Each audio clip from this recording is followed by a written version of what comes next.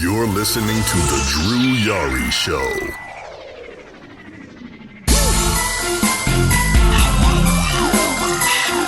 That's the wine and diner with kings and queens.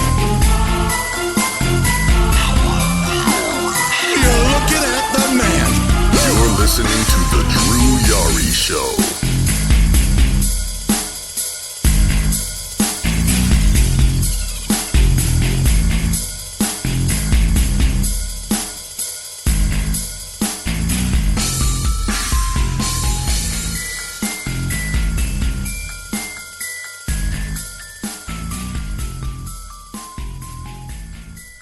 Not much, just here.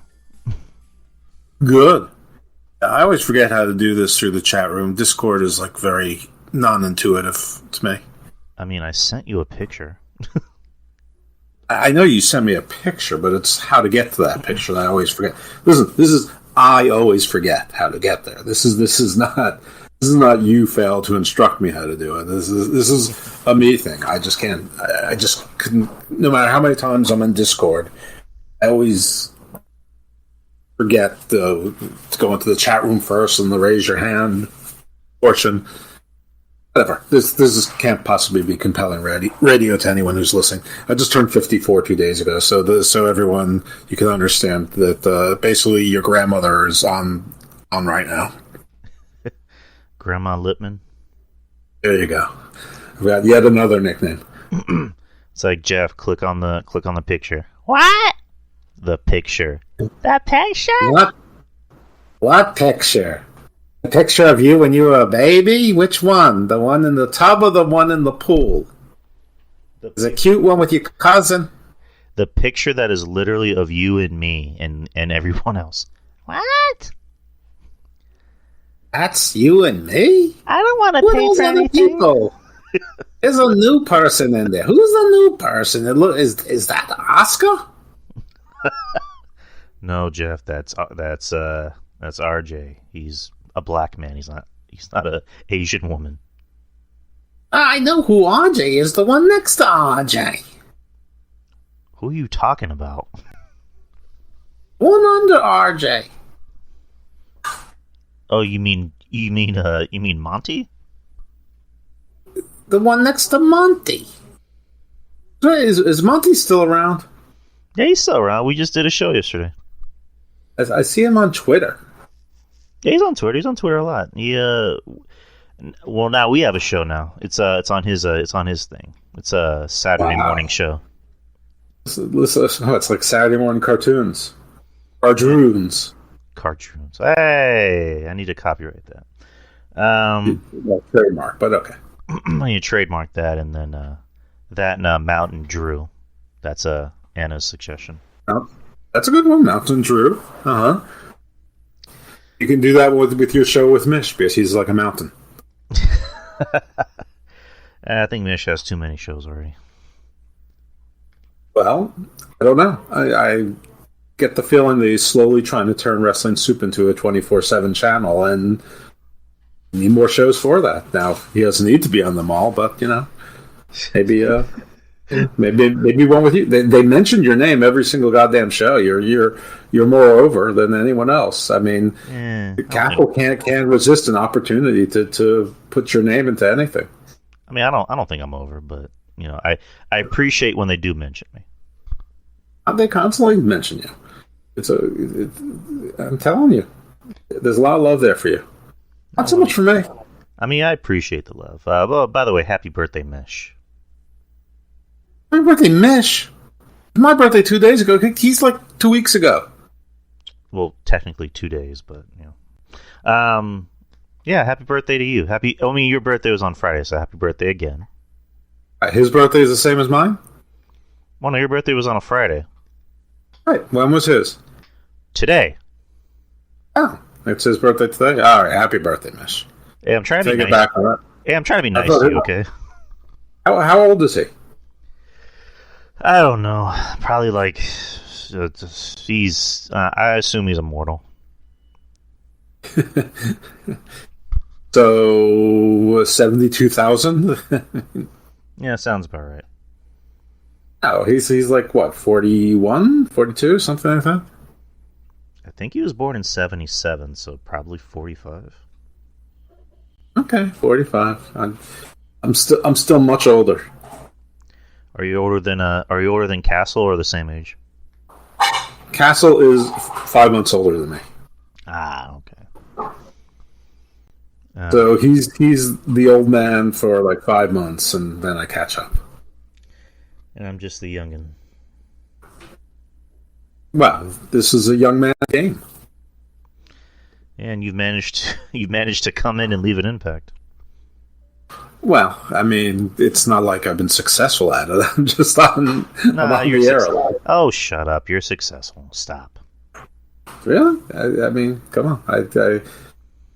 I was expecting to have 50,000 listens by now. Per show. At the end of the day, it doesn't matter if you have 5 listeners or 50,000 listeners. You just have people listening to the show. That's what matters. There's something to that. But there's something to, listen, if this was a TV network, I'd be canceled. Well, this isn't, so, I mean, I do this for fun. I don't care. Like, I don't even have 1,000 followers on Twitter. Like, I don't even care about that. Like, RJ has over 1,000 followers. Monty has over 1,000 followers. Like, I don't really care. I don't think I do either.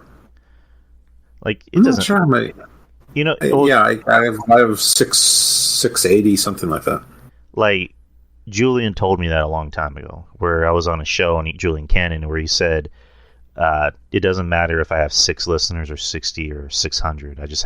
What matters is I have people listening. Yeah, that's true. But the people who say that are always the ones who have 10 to 20,000 downloads a show or whatever. So, I mean, no, I also do. Well, I do Garden of Doom for me. Mm-hmm. I do Garden Views partially for me. One wrestling podcast I do, would be enough for me to get to scratch that itch. But I do a lot. I do a lot of shows on the PWC. Not always, and it's not like it's terrible or anything, but it was never really supposed to be that way because there were a bunch of people that were on it, but people have sort of dropped off for various reasons. And so someone had to pick up the slack, so it's basically me and Jimmy T on every show. And while that's fine, and there may be advantages to it, that it was never my intention to be on one network talking wrestling 5 times a week, let alone my own show, and then occasionally guesting on other people's shows also.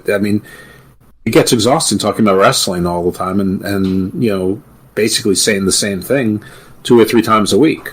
It's inevitably wrestling, as you know, is stuff happens every single day, and there's news every day, and sometimes it's big, and sometimes small things feel big, and whatever. So it's the gift that keeps on giving. But there are people who like to do that. They like to talk to their audience every single day. I mean, Don Tony does that. I think Jason does that now. I think JD from New York does it. I'm not really sure, but a lot of people, they have shows every day. That was never really my vision. It's a little exhausting at times. Yeah, I couldn't do that, honestly. This week has probably been the busiest for me because, the Wednesday show, I did a show on Friday with RJ for our Patreon. I did 2 shows yesterday, the morning with Monty, and then one at night, the Q&A with Justin, and then today. So this is... I know. I listened to your regular show, then I listened to, I guess it was Monty, where it was We've Got Much to Discuss. I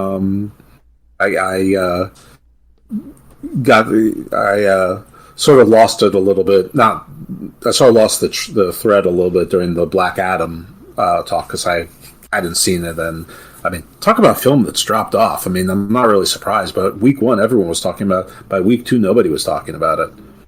To be fair, the big thing of the film was just, Henry coming back, and then Wakanda Forever came in, and it's just like, Black Adam who? Wait. Henry? Who are you on the first name? Oh, Henry Cavill? Henry Cavill. There you go. He was in the movie? Well, I mean, you haven't seen it yet. But don't worry, I'll see it when it comes out free on HBO. Don't worry about spoilers with me. I don't care about a spoiler for a DC movie. DC to me is complete rubbish. So then I'll just spoil it for you. So the post-credit scene is Black Adam's on his throne, and then Amanda Waller. I heard your show yesterday. Yeah, I heard the Monty show, but I actually just tell the audience for the people who didn't hear the Patreon show yet. So the post-credit scene is Black Adam is sitting on his throne. And then all of a sudden you see a drone come in, and it's Amanda Waller, it's Viola Davis, saying, hey, you got my attention now, so I'm just letting you know Don't say actor names, say character names. I don't know who these fucking actors are. What? Everyone knows Viola. Whatever. Anyways, you're pissing me off. Anyways, I'll just say it anyway. Amanda Waller. Amanda Waller comes in, says, you got my attention, just make sure you don't exit your area. If you exit your homeland, we're going to send people after you. And, Black Adam says, send them all. Like, nobody on this earth can stop me. And then, Amanda Waller says, I can call in some favors from people that aren't from Earth that can stop you. And, Black Adam says, send them all. And he destroys the drone, and all of a sudden you just hear a whoosh come in. And you just hear a voice saying, it's been a while since people have been this nervous. And you see Henry come in with the curl, with the suit, and he just says, Black Adam, we should talk. So Superman. All right, very good. It's a nice scene. So, and then, Wakanda Forever came out, and of course I saw that. Great movie. Yeah, of course you did. I'm hearing that it's... Okay, this is basically what I'm hearing it's pretty good, which... Because of all the goodwill equity that Marvel has and Black Panther has, and because of all the social reasons that people are, maybe overly invested in it, and because of the death of the star, which has people overly invested in it, I'm going to take pretty good as it wasn't that good. Ye of little faith. I mean, it was a good movie. It probably could have been shorter. Because it's like, I think 2 hours and 41 minutes, but it was a good movie. I liked it. I enjoyed it. I want to see it again.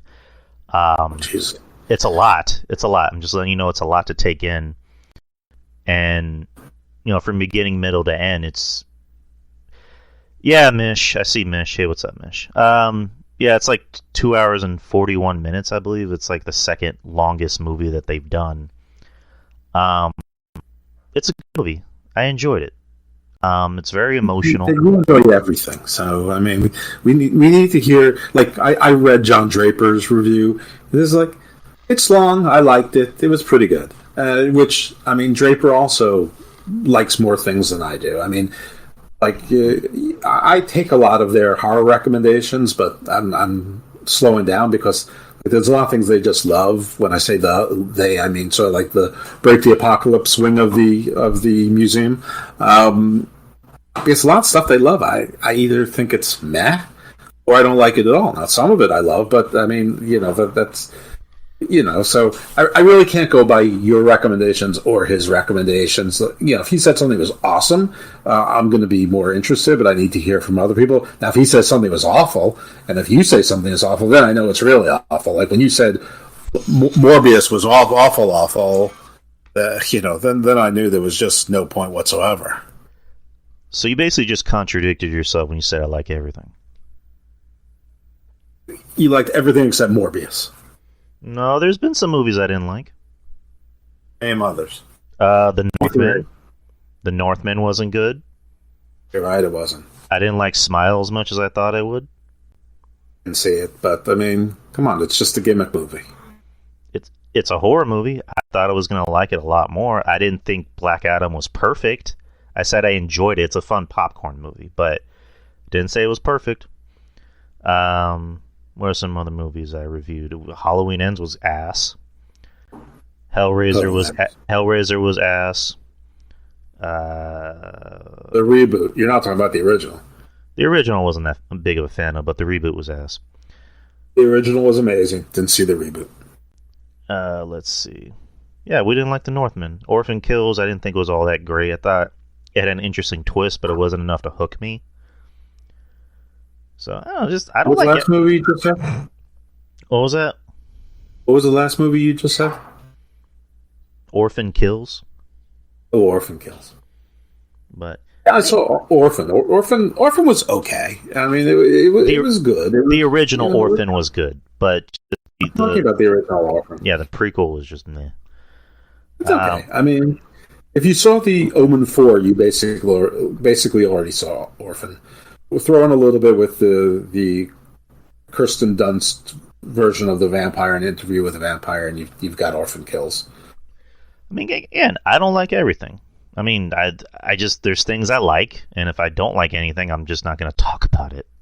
So anybody who's new to hear me, I am prone to hyperbole. I know that Drew doesn't like everything. He just likes he's overwhelmingly positive or non-discriminating in his media, which is not an insult. It's better in life to enjoy more things than not. It's just, I am highly picky in my media, except when I'm strangely not. Like, for example, Moonfall. Moonfall was a terrible movie. Nobody liked it, but I did, because it's exactly the kind of stupid schlock I like.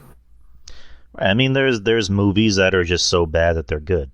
I mean, there's nothing wrong with that. I mean, it's just like, for me, it's just like, if a movie is just really emotionally impactful, I can negate some, like, plot holes in the movie.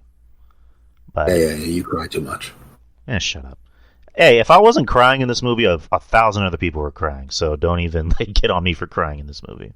Bunch of wusses. Oh, you're a wuss.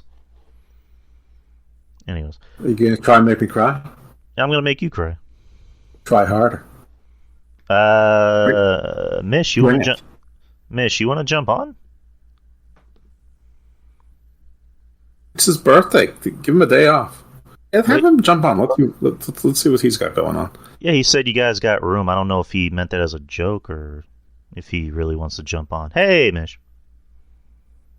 What's going on, boys? Hey, happy birthday, Mish. Oh, thank you. Yeah, happy birthday. Slick magic of big girl lovin'. That's right. What's that? Slick magic. Where'd you get that from? Oh, that was one of Krauser's prostitutes. Sounds about right. Yes. Okay. When he was looking for prostitutes, one of the girls that we found, this was her profile, that you can't handle the slick magic of big girl lovin'. And so we sent her a couple of emails trying to get her and Krauser together. So, fun times.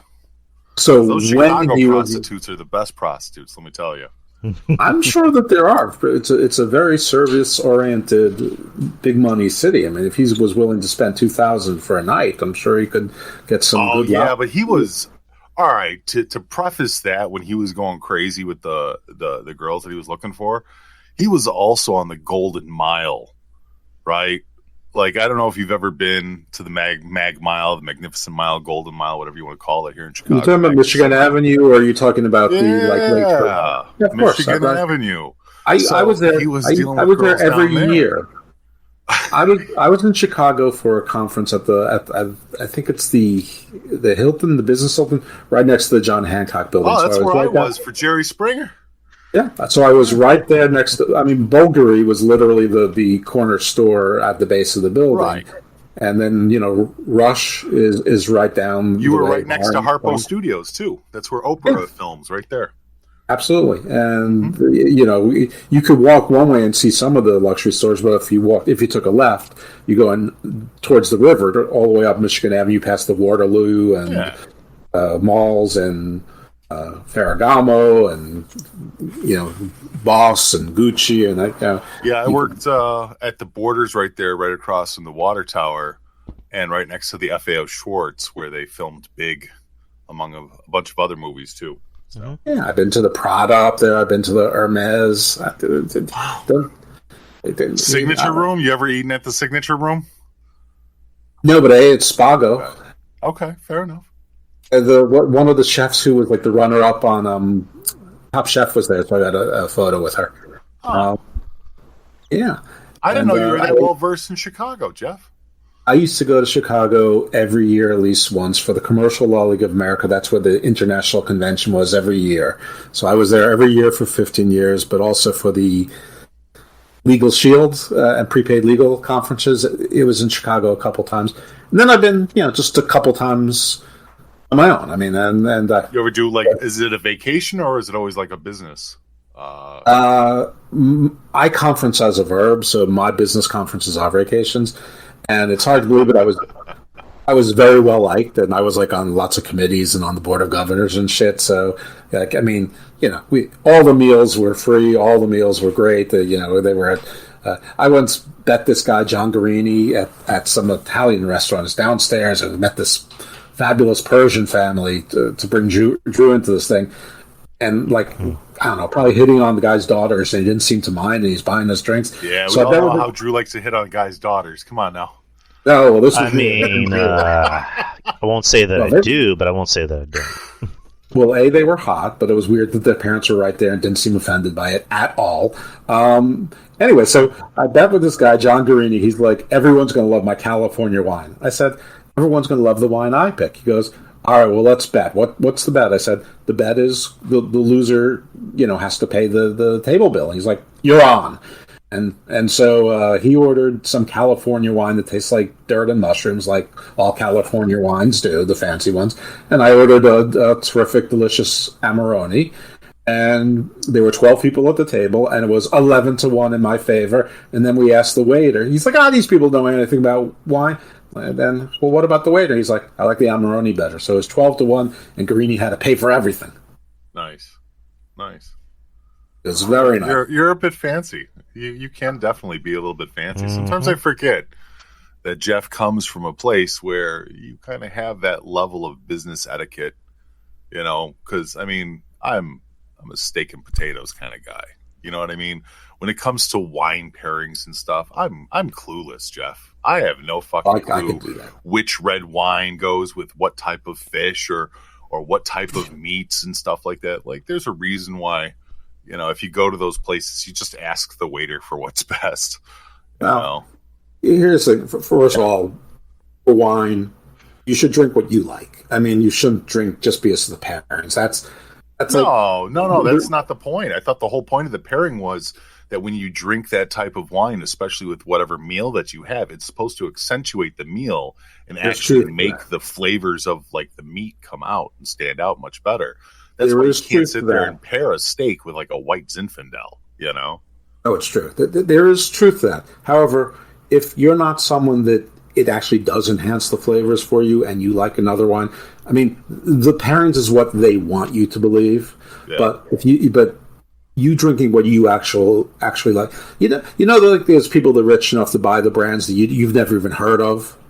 Right. There's people who say you want, if you're a woman, you want the Chanel bag because everyone knows what it is. And then there's these other bags like Birkins or something that's nobody's heard of, or like the shoes for men, Aldens. Nobody's heard of them. You've heard of them. But when you say drink whatever you like, that's a blue collar tactic. I mean, at the end of the day, if you ask me what I'd like to drink with my steak, I'll take a couple of shots of Jaeger. And I'm sure that there would be chefs that would look at me like I'm the fucking Antichrist on fire for even saying such a thing, Actually, they wouldn't. They would be mad at you if you ordered your steak well done or you've asked for A1. True.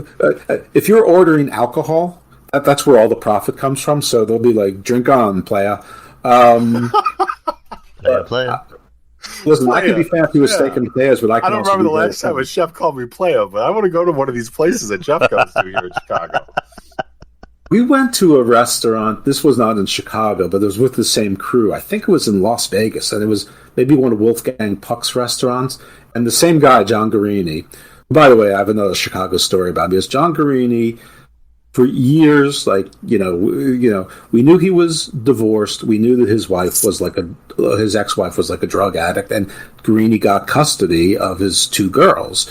And that's really all we knew, and he always, he was the most locker room jokey guy of them all. And at some point on Facebook, he came out that he was gay, and nobody cared. I mean, it was all cool, but he was still making boob jokes and things like that. So it was the weirdest thing.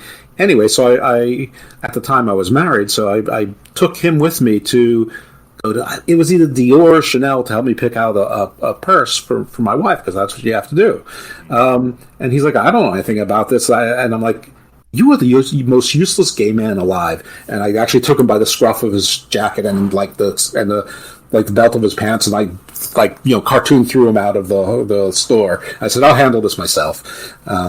Also, he always wore this ugly yellow tie, so when he was the outgoing chair of his section, the incoming chair, it's tradition to get them a gift, so I got him a nice, beautiful yellow Brioni tie, and he wore it all the time, which made me very happy. Anyway, so back to Chicago. So Guarini, I guess when you're rich and gay, you know lots of rich and gay people, and he knew the head pastry chef, dessert chef for all of the Puck restaurants. So he got us the best table. He got us this tasting menu for the desserts. We could all order what we wanted for our meals. And my friend Ken Rozick, who's no longer my friend, or because he ghosted me ever since I became unimportant, he ordered a steak, and then he ordered it well done with blue cheese. And the chef actually came out and said, "The chef will not cook this for you." Was he actually a Michelin star chef too? I'm not sure. Because I know that they have a weird. So one of my exes was like really big into working with proper food. Right, she worked at different restaurants with different Michelin stars. Like that was her whole thing. And I remember going there and helping them out for a Christmas service, actually, because they were short-staffed and they had a lot more people planned to show up than they expected, which is fine. And I remember, first off, it was the only time I'd ever been in a kitchen with an actual Michelin star chef. I think his restaurant was called Michael. And you couldn't say Michael's or else he'd fucking lose his shit. It had to be Michael. And that's how you had to say it.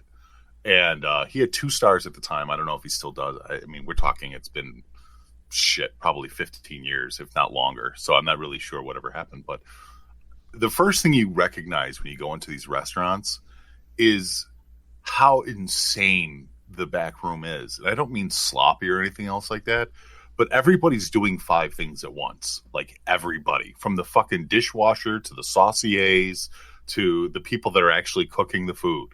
Like every single person is preparing a dish, cooking a dish, getting more dishes ready or getting everything prepped. Like it's just this constant, just this buzzwork, this beehive of just people making and creating dishes and stuff. And the second thing is how serious his reputation was. Like it was to the point that, I mean, even dishwashers and people anybody that had to go out on the floor had to look perfect. Like if there was a smudge on your shirt, go change your shirt. You know what I mean? If you got sauce on your shirt, go change your shirt. Like there was no time to like, oh, well, I'll just, rub a little alcohol or whatever on it and clean it. No, none of that shit. You had to be perfect. Everything had to be set. And I think it was then, and not necessarily the blue cheese and the well-done steak, but on that level, I think somebody asked for something altered. And I remember him in the back screaming at the top of his lungs to the point where I'm like, I'm surprised that the people up front don't hear him. I'm not changing a fucking thing. There's a reason I made it this fucking way, and that's how they'll fucking eat it. Like it's very Gordon Ramsay. Oh, yeah, and that's not bullshit. I know a lot of people that think that the whole Gordon Ramsay thing is a work. And it's like, no, these chefs are kind of crazy like that. I mean, it even goes back to, what was his name? Anthony, the one that passed. Bourdain, right. Yeah, and he lived that crazy lifestyle inside the kitchen and outside the kitchen. A lot of these chefs really are a little bit nuts when it comes to their food. Because it's not, to them, it's not food. To us, it's food, right? We're getting an amazing meal or whatever. To them, and I hate saying it like this, to them, it's their art. But it is their art. It is. If you've ever watched Top Chef, and I watched 10 seasons of it before I checked out, because it was sort of the same thing over and over again. I got tired of like investing in new characters, just wasn't interested.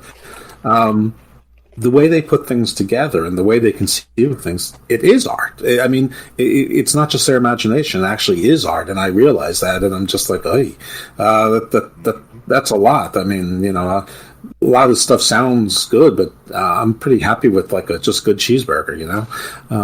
Yeah, same. But yeah, so this this episode of the Drew Yari show, or I'm sorry, what's the name from Drew's lips to your ears? From our lips to your ears. Okay, there's not a Drew's in there somewhere. I'm sorry for interrupting. I can. Oh no! You're more than welcome to be on here. Yeah, no, stick around if you want. So this Drew gave me, funny, you don't look Drewish. Drew gave me a homework assignment for this one. Actually, I sort of suggested it because, like a lot of the shows, he likes to just talk about what we're watching. But basically, it ends up with me saying what I hate and what he loves. And so I'm like, let's stray from that. Nobody needs to know what I'm watching, and I'm really not watching that much because there's like 9,000 hours of wrestling on a week, so I'm not watching a whole lot of other stuff. I was. So I'm like, well, you always do. I said, tell me some monsters or demons, from movies that you like, and let's see if there's anything that I can find on them. So it's almost like a Drew Yari Garden of Doom crossover. But I know Mish likes monsters. I do. He's gigantic, so he probably has some blood of the Rephaim in him, and so.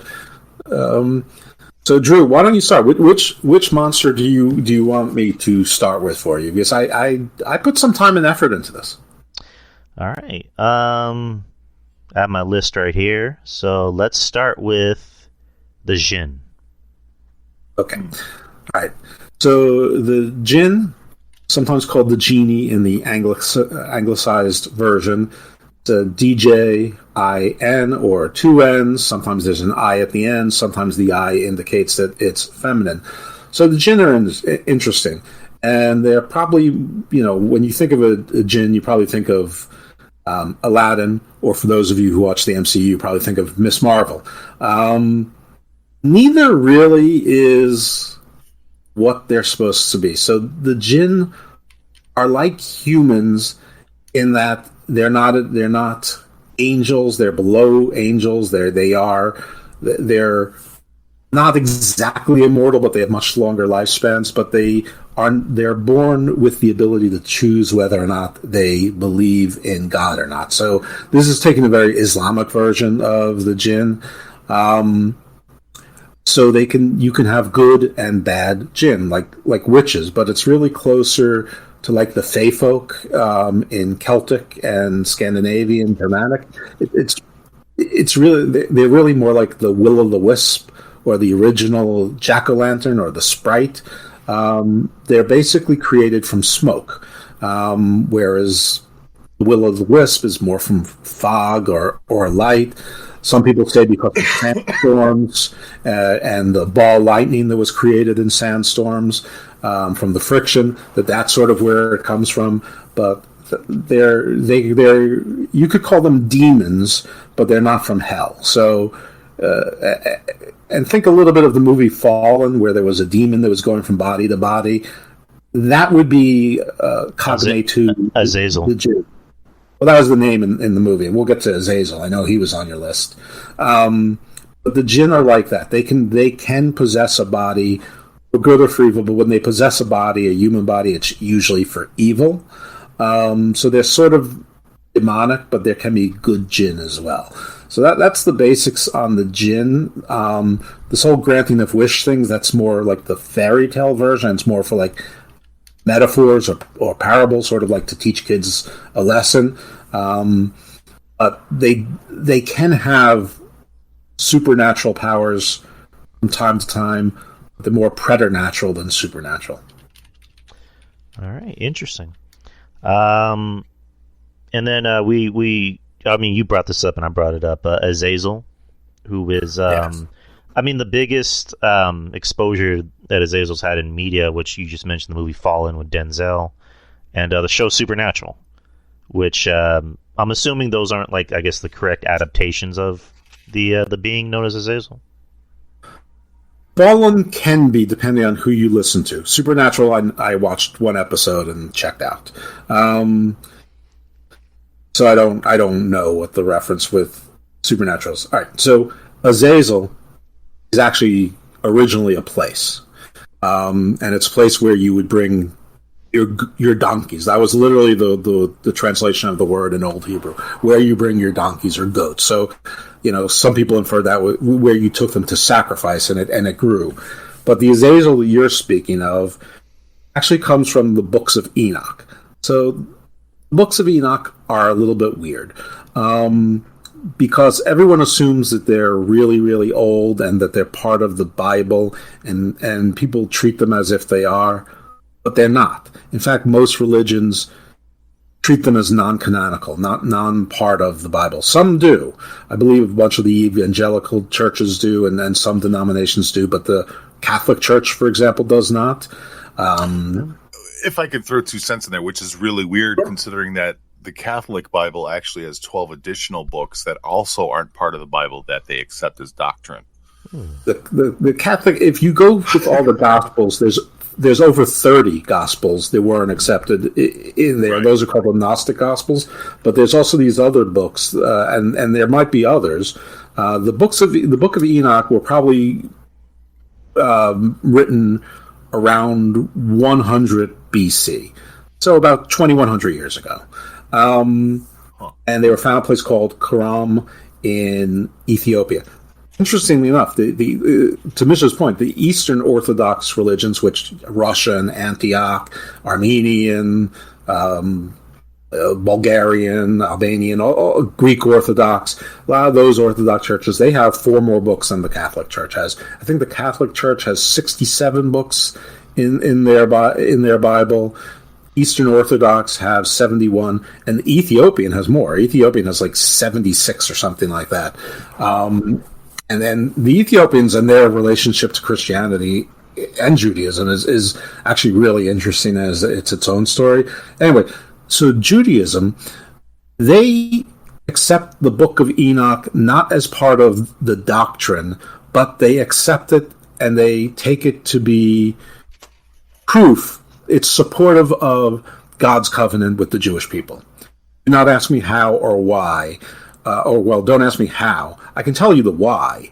The why is because if you actually break down God, and you go to, and the angels and the different, there's like 9 choirs of angels, which are broken into 3 basic ranks of angels with different powers and attributes. You had Enoch, who ascended to godhood, a little bit like Hercules did. Maybe like Jesus did, who knows? You also have Jesus. So you have, the point being is, when you really look at these things, is there really a monotheistic religion? Especially when you have a devil that God apparently can't defeat. So, is there really a monotheistic religion? So what the Talmudic scholars did is they accepted the Book of Enoch, but their view of angels is that they're not immortal. They're not immortal gods. They're not like Osiris or Apollo or and any god you can think of. Thor. They're like robots. They're basically automatons. They have no thoughts of their own. They're basically dogs. God tells them what to do. They're messengers. They're malachim. They're messengers. They do it. They run God's errands, and that's all they are. And so to accept the Book of Enoch's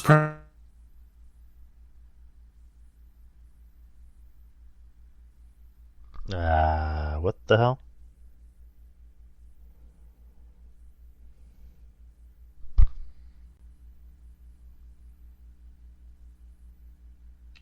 Are you kidding me? Angels seem to have made choices, and you have, maybe the most famous angel of them all, Satan, who's not the same Satan that we're talking about, Satan, who kept saying to God, let me torment Job, let me test Job for you. And God's like, all right, have it, do whatever you want. And Satan did plenty of things. He was the adversary, the accuser. That's what Satan means. So anyway, back to Azazel. In the Book of Enoch, Azazel is one of the 7 leaders of the Watchers, which is about 200 to 240 angels who came down to Earth to watch and observe the human race. Cue to the Eternals movie, if you like. Cue to the Anunnaki, if you like. I can go on and on with El and things like that. But anyway, so Azazel in many of the forms, is the leader of the Watchers. He's not always the leader. Sometimes the leader is Lucifer, but he's not named anywhere. Lucifer means the bright one and the morning star, so we're not really sure who Lucifer was necessarily. We know who he's become, but Samael was also considered possibly the end. And by the way, all these names, El, it's like the same as when people convert to Islam. A lot of times they pick -El or Il or Bay. El simply means God, the one. I thought it was in Milton's book where Lucifer was described as being where they really talked about, or I should say he really talked about where Lucifer came from. I forgot exactly which book it was off the top of my head, but I'll look it up. Paradise Lost. Yes. That's where I thought Lucifer really came from, the origins, because it talked about his descent into hell and everything else like that too. So I didn't think it was part of the Bible at all. I thought it was an artist's interpretation of the Bible, which was Milton. And it's become morphed in, because you're right, because Lucifer was the morning star, and the morning star is Mercury, and Mercury is attached to Hermes, right. Not Hermes, the fancy schmancy house, but Hermes, the messenger of the gods in Greek mythology and in several other pantheons. There's always sort of a messenger god. And, well, what do you have in the Bible? You have Moloch, the messenger. Malachi Black from wrestling, Malachi and Moloch are completely different. Moloch was the caretaker of babies and infants before the Guff. And when he became a fallen angel, he became like the reason that women have miscarriages. He was the one claiming babies' souls. That's what Moloch became as far as a demon in hell. That's Moloch. Right. Yeah, I'm talking about Mala. Mala. It can be Chi. Okay, or I'm sorry. No, it's okay. It's fine. It's completely different then. No, it really isn't completely different. It's all Moloch, I think, is Babylonian. I'm not sure. But anyway, so when you hear Azazel, it's really, his name was Azaz, but El meant he belonged to El. He was a servant of El. And going back to Jacob, when the little story, Jacob wrestled with the angel all night, and he became Israel. Israel means wrestle with. He wrestled with God, the one, which is, as a little interesting side note, there's the word Elohim, which means God, but because Eim always means plural, that sort of feeds into that there were, sort of these governor gods, sort of like the Anunnaki. They were governor, he was sort of like that god was like mayor of that area and had his own, vassals. That's a whole. Anyway, so Azazel was the leader in the story of the angels that revolted against God. They lost, and Raphael defeated Azazel and put him in this hole and buried him forever. His own private hell was called Duatl. And I think in the movie Fallen, somebody somehow let him out. It's sort of like unleashing Tartarus. But Tartarus was a thing in Judaism as well. And in the Book of Enoch, it's a different place. Duatl was private for Azazel. So he... and Milton actually had it different also. They had a special level of hell. I think that the fallen angels were down in Tartarus, which is interesting because that's sort of where the Titans were put after the Greek gods, when the children usurp their fathers, which is sort of like a recurring theme in mythology. Or having sex with their mothers and things like that. But that's amazing. Children, Of course, a lot of children eating in Greek mythology. So the interesting thing about Azazel is that if you read the Genesis, and you don't have to get far into it, you just within the first 6 pages or so, you'll find a clause right in the beginning, like pretty much right after Adam and Eve. After they get cast out from Eden, a cherubim comes down with a fire sword to guard the palace. They never talk about his name. But then the sons of Adam come down and they found that the sons of God come down and they find that the daughters of Adam were fair, and they took whatever ones they liked. They created the Nephilim, and however you want to pronounce it, who were the great men of renown, the giants of old, which is the same language as in the golden age of Greek mythology, which is also weird. You can also find that phrase similar enough in the Epic of Gilgamesh, which is also sort of weird as well. Or maybe it's not so weird. Maybe there's nothing weird about it at all. Maybe it's just people plagiarizing each other to tell the story their way. But, that's actually sort of what started Garden of Doom, was this. I will go, who the fuck are these heroes of old and great men of renown? We met Adam and Eve 2 paragraphs ago. What's old? What could possibly be old?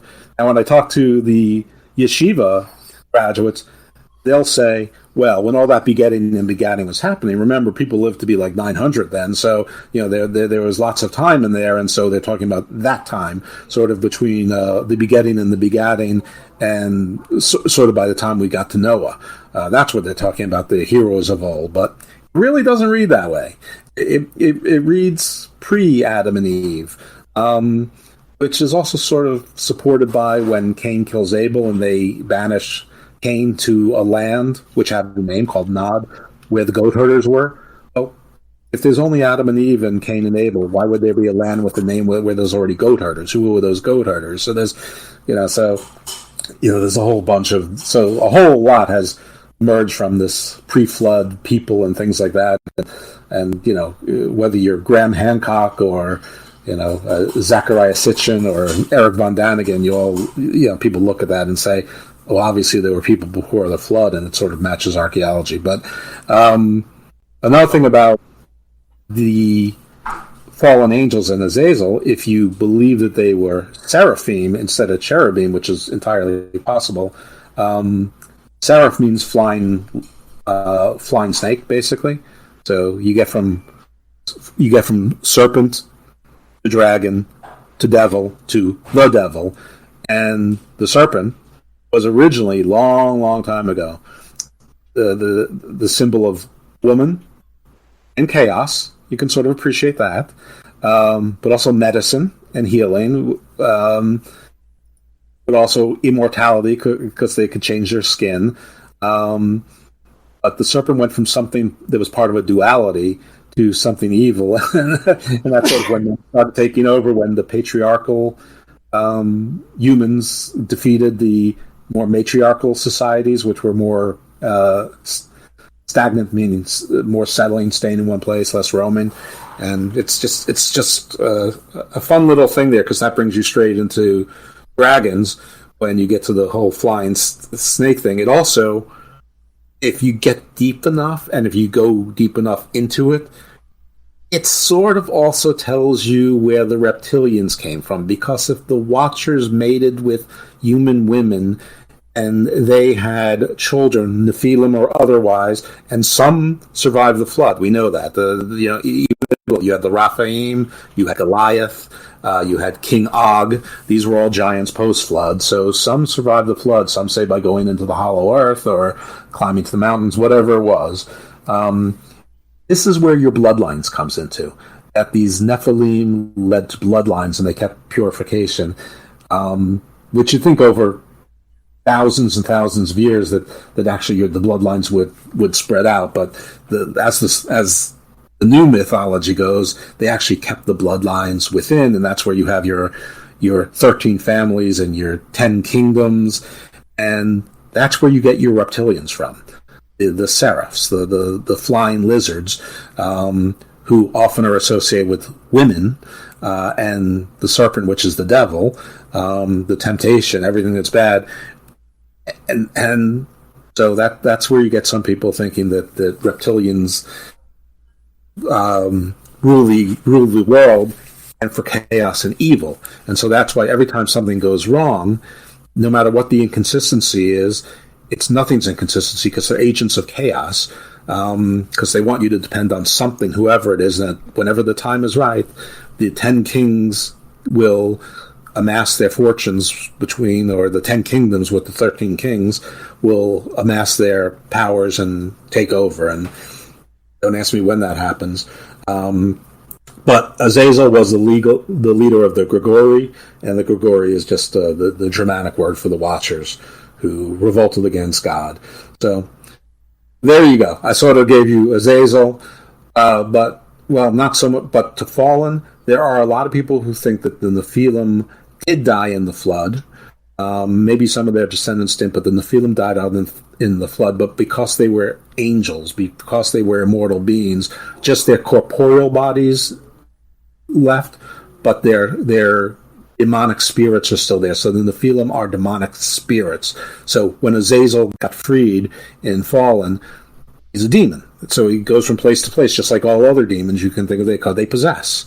And that's that Azazel. Simply put, he's a demon, fallen angel demon, non-corporeal, and needs to haunt other humans. Which, I mean, there's the jinn. They do that too. There's tons of myths of creatures that occupy and basically possess humans, and that's what Azazel is, and that's the tie into the Nephilim, and it's all a roundabout way, although it's sort of a straight line if you look at it, straight to QAnon, and why that branch of Christianity or Orthodoxy can get behind anything if they're convinced that is the imperfect earthbound counter to the Antichrist, because and then you always get into beware of false prophets. Well, who's the false prophet? Depending on, so, I mean, but there are a lot of people who thought that Trump was that imperfect vessel, but was the one who was going to battle the Antichrist. And that's why there's so many Christian ardent Trump supporters, believe it or not. You brought up the idea of, I'm sorry, go ahead. But I was just curious that, the idea of the snake is only evil in Christian culture, because if you look towards the East, whether China, Japan, or whatever, the snake holds a very high deity status, as well as amongst the Mexicans in South America with Quetzalcoatl and a bunch of other. It seems like, I mean, even in Native American culture, you had the Hopi tribe, which the entire tribe was based around the snake dance and praising of the snakes. And it's wild how the Europeans, or the European translation of the snake from Adam and Eve, is considered evil. Whereas in most other cultures, the snake is kind of seen as either a double-edged sword, where they bring fury and fire, but at the same time, they also bring rain and life. It's really wild how it's demonized in that sense, but I think snake is always. It's not as simple as that, because nothing ever is. But I mean, it is Western where the serpents are bad. But even in Africa, not even true Western, because like I said, Native American tribes all love the snakes until we came in and started killing off all the Western tribes. Yeah. But you're right. The snake is often the duality of with in fact, the oldest myth, if you're to believe most historians, the oldest myth that we know of anyway, is, at least from the Indo-European speaking people, which were probably in somewhere in the Russian steppes, so probably somewhere Kazakhstan, basically around Kazakhstan and Uzbekistan, that part of the world, was that there was a king of gods, and then there was Emo and Enwi, and Emo was the first man. Emo led to Manus, first man, and Enwi, the twin, who was a three-headed, six-eyed serpent who represented chaos and woman. So you're right, but in the Eastern religions, Chinese, Japanese, the serpent is venerated, and you're right. They bring fire and as well and fear, but it's not. But like in India, it's sort of a little bit mixed. There's more of the duality. India, you're right. Mithras, Astro-Zoarianism sort of comes from there. it should have been mixed in Christianity, but it isn't. Judaism's a little bit more quiet on it. Because when you were even talking about the steps, I was looking up the Mongolian, because I know that Mongolians also hold snakes in high regard, and they're even seen as heavenly dragons, which is often interconnected to the Chinese culture of dragons and snakes and stuff like that. So it's really weird, because you're right. India, I do know India does look down on snakes. It's it's like the spikes of hell, their version of it, of the afterlife, while you obviously waiting for reincarnation. And I know, obviously, Europeans have completely demonized snakes based upon Catholicism and everything else. But it's really weird how it almost seems like snakes being evil is the minority of religion as opposed to the majority of it. So it's interesting to me how it's taken so much of a hold that it's synonymous with evil, when anything outside of our direct culture, it is not. But even in our culture, I mean, the twirling snake around the staff, the two snakes, is the caduceus, that which is the sign is medicine, which is, I mean, most famous. That's not even Christian, though. That's not even a Christian basis. That's it's Greek. But these religions, you just put different heads on and names on the same things, basically.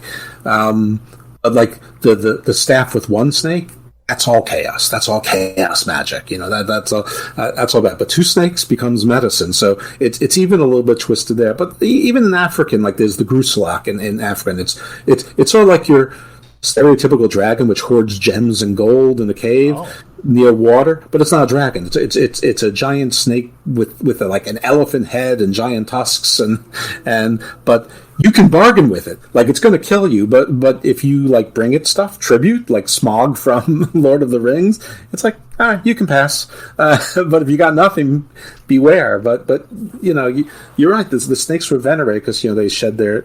I mean, there's a very simple take from some anthropologists, which and sociologists, which there's probably something to it, but the snake is the oldest predator and most consistent predator of man that there is. Like, for 80 million years, there's been snakes out there being a predator, and that humans, we are wired, going back 7 million years to our pre-Homo sapien, to be afraid of snakes. Why we're more afraid of snakes than wolves or big cats or bears, I don't know. I guess because they can be anywhere, they can get into anything. Yeah, I'm sorry for hijacking it on the snakes. I was just very curious about that, because you clearly know a little bit more about the background. You're not hijacking anything. Just essence. It's just, I've always believed that snakes have gotten an unfair shake, and I think that they have gotten an unfair shake. Right. But it's interesting, because one of the reasons that we have developed that we can see things in color and we see things in 3 dimension, because not all animals do. In fact, most don't. Is so that we could pick out snakes in our peripheral vision and discern their colors on the ground, because they were so replete everywhere. But the serpent sort of become the other.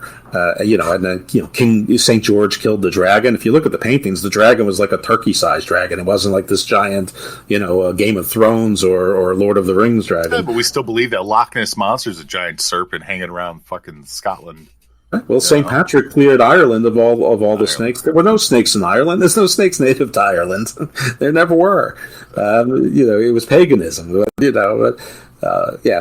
anyway, that was a very long dissertation on Azazel, getting us into the serpents and the snakes. But it got us into dragons, which was on your list. And I think it's interesting that the most famous word for dragon is Dracul, which, it can mean dragon and devil in languages close to half of MISH's homeworld, pick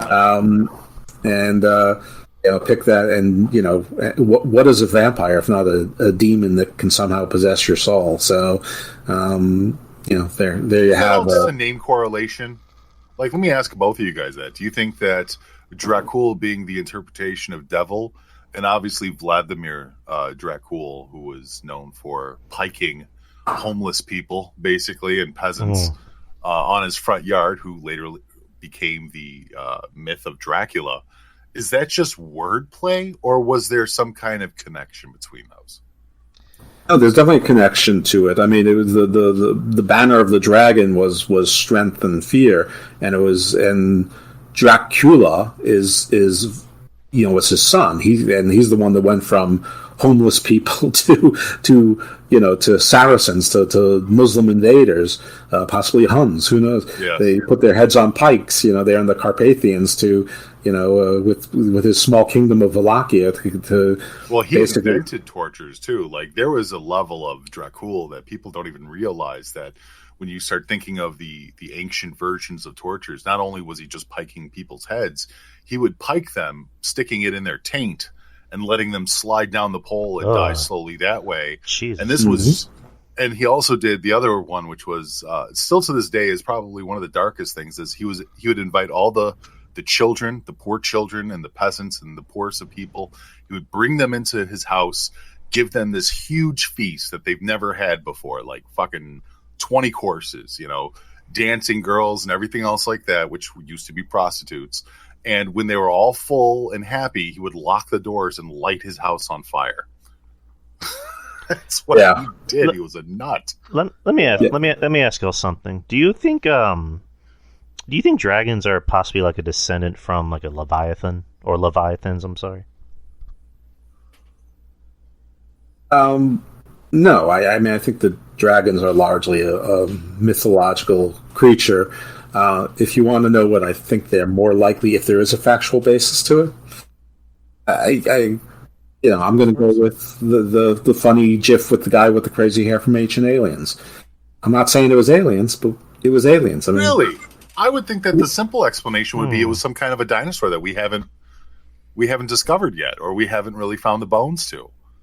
Because the original bird don't know how many different descendants of dinosaurs there are, because it's difficult enough trying to get a full. I mean, what was it? Sioux, which is the T-Rex, which is like probably the most popular dinosaur out of them all.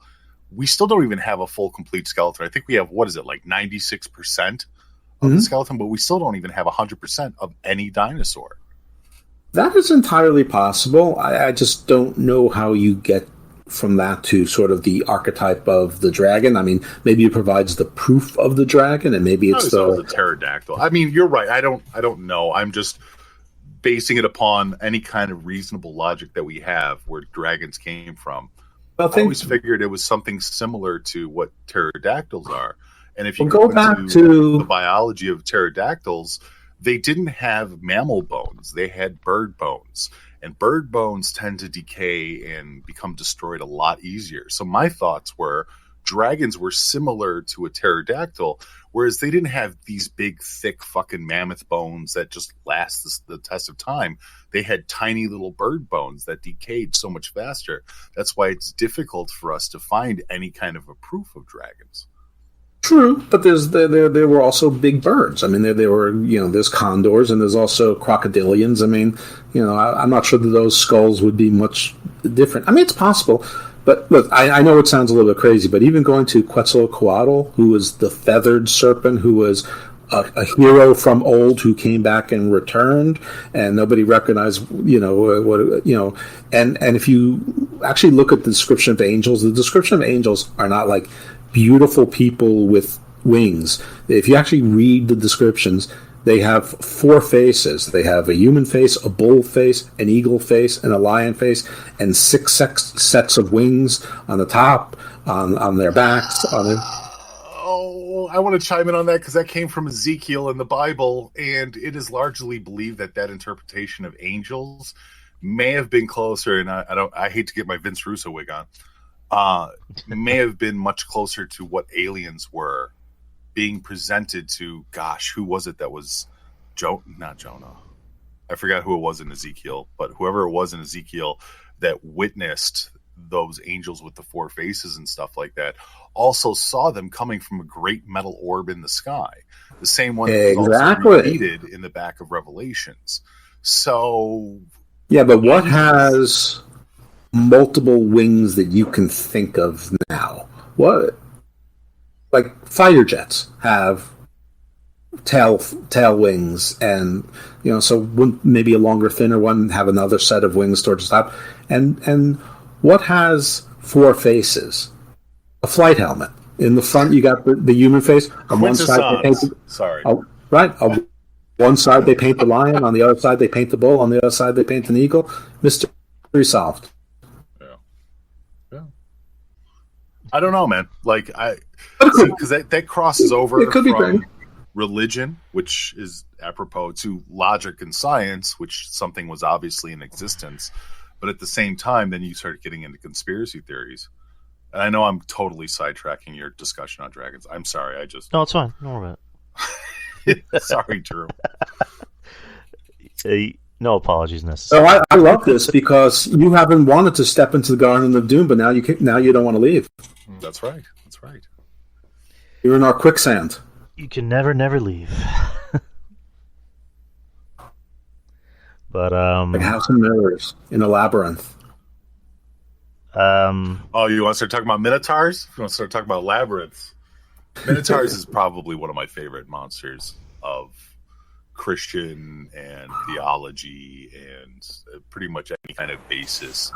I love the story behind it, the Greek mythology behind it. I love the idea of the labyrinth and the Minotaur being trapped in the labyrinth, the Minotaur not quite being human anymore because of a curse. Like, and I just love the idea of a giant bull man. I don't know. It's awesome. There's been a few movies that have referenced it over the years in TV shows from like Xena, Warrior Princess, and shit like that too. But it's always been a very depressing story. Like, it's always the Minotaur is a tortured soul. And I think everybody understands that. Like, the idea and the presence of a Minotaur is not just some raging demon that enjoys the taste of blood and hurting people, but it's, in a lot of ways, it's like Medusa, you know? Whereas Medusa is seen as this consummate figure of complete evil, but when you get down to the roots of something like a Medusa, it's actually a curse. It's actually someone who was, dare I say, almost innocent before they were, tarnished with a curse that turned them into what Medusa is today. Same thing with Pandora. Pandora's box. A lot of this revolves around Greek mythology. But I know that there was also in the Japanese mountains, there were curses there where they became the mountain because of their love for, oh my gosh, I'm trying to go back in the time on this one. But they had a forbidden love, and then they were cursed to be a mountain, and they were cursed to exist for the rest of time. So, usually in the Eastern, it's either you're in love with your sister or you're in love with the emperor's daughter or something, or wife, something like that. Right, correct, yes. But yeah, the Minotaur is definitely the precursor to Frankenstein. It's by no fault of its own. It's become forced to become a monster, and there's no way out except to kill to survive. I mean, just like the monster in Frankenstein. I mean, basically he's being chased to the Arctic Circle. All he wants to do is be left alone, and freaking Victor von Frankenstein keeps chasing him with doing the Iditarod or whatever. Medusa. The original myth of Medusa is, she was born that way. She's a Gorgon. She's pre the Olympians. The Gorgons either came at the same time as the Titans, or maybe even pre-Titan, like with Uranus and Rhea may have given birth to Medusa. The question is, if it's your nature, are you evil? Is a wolf evil? Is a shark evil? But to a certain extent, there's isolation and loneliness there. But Medusa had two sisters also. I can't remember their names offhand because I wasn't prepared for Greek mythology at the moment, though I know enough to be dangerous off the top of my head. But if you want to go back to the Bible where it explains it, in some of these books, again, non-canonical, you had Adam's first wife was Lilith, who was, formed from the same dirt as Adam, not from his rib like Eve was, and she wouldn't submit to him. And she's like, dude, no. And Adam's like, God, she sucks. She won't submit to me. And God's like, all right, I'll make you a new one. And Lilith, I cast you out. And then she went from being a beautiful woman to being basically like a harpy kind of thing. And God sent 3 angels after her to catch her. And she goes to them, hey, listen, we could do this all day. I'm like Captain America. I can fly as fast as you can fly. You can't catch me, you 3 losers. Which again, sort of impeaches that the angels don't have any thoughts of their own. And she's like, here's what'll happen. I will not do anything bad. Well, I skipped the like she was killing babies. Like, she sort of, whether it's miscarriage or childbirth or whatever, she was for that Lilu too in Sumerian and Babylonian, and there's a cognate in Canaanite as well. So anyway, Lilith. So then she flies away. These three. She's like, listen. As long as people are protected by angels, here's these amulets. As long as people are protected by you three angels, I won't take their kids. And they're like, that seems like a square deal to us. Go ahead. So that's why you have a lot of women who wear the three angel pendants around their neck, the charms, to protect them against, bad pregnancies and bad results and SIDS and things like that. But to, for every, she'd have 100 children at a time, and she made the chimera. She made she made monsters all over the place, which is sort of like the Anunnaki myth, where through their experimentation to try to get to the perfect slave race, they created all manners of things that were abominations or couldn't be controlled, which is not that different from the Nephilim myth that, some were the great heroes of renown, but some also were like monsters, giants, abominations. And Leviathan is thought to maybe be one of those. So no, I don't think the dragons are descendants of Leviathan, because the way Leviathan's actually described really isn't very dragon-like. It's not. It's a strange kind. It's maybe closer to the Hydra than. If you actually read the description of Leviathan, I mean, it's not like a blue whale like people like to say. But it's not dragony. Yeah, no, I agree. I think Leviathan has a lot more in common with the idea of hydras than anything. Yeah. All those sea serpents are a different breed, though, too, because, I mean, nobody thinks of dragons that swim. I think it's believed that even in media-based, forms of explaining mythology, if dragons do anything with water and go underwater, it's more like a bird. It's more to catch fish or to catch something out of the water, and they go down and they come right back up like a lot of birds do. But I don't think I've ever seen a dragon that specifically swims that's still considered a dragon.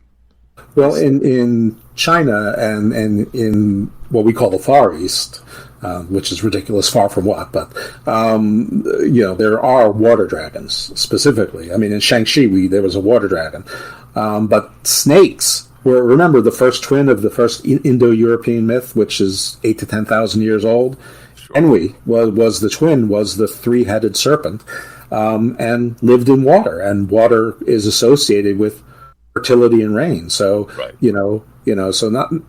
I mean, the chaos comes from the famine and the drought and the floods. A lot of these, more recent ancestors of ours dealt with floods constantly because the ice ages were receding, and then there were also torrential rains and whatever it was. They were also considered water-based creatures, not just because of so either. It's been proven that in ancient times, when it rains, well, it still happens today, when it rains, worms come up to the top of the earth. And for a lot of ancient cultures, they thought worms were just baby snakes. So there was a lot of belief that snakes brought the rain. Snakes were attached to agriculture. Snakes fixed the earth, even though it was what we know today as being earthworms that come up. But back then, the knowledge was not as prevalent, and there was no real science that was going around trying to prove and disprove the biology of snakes versus worms. But yeah, that's what it was believed. Yeah, a lot of times your heroes change to villains as the needs change. When cultures stop needing something so much, like if you were in a place that was arid, you needed the rain, so maybe you worship the snake longer.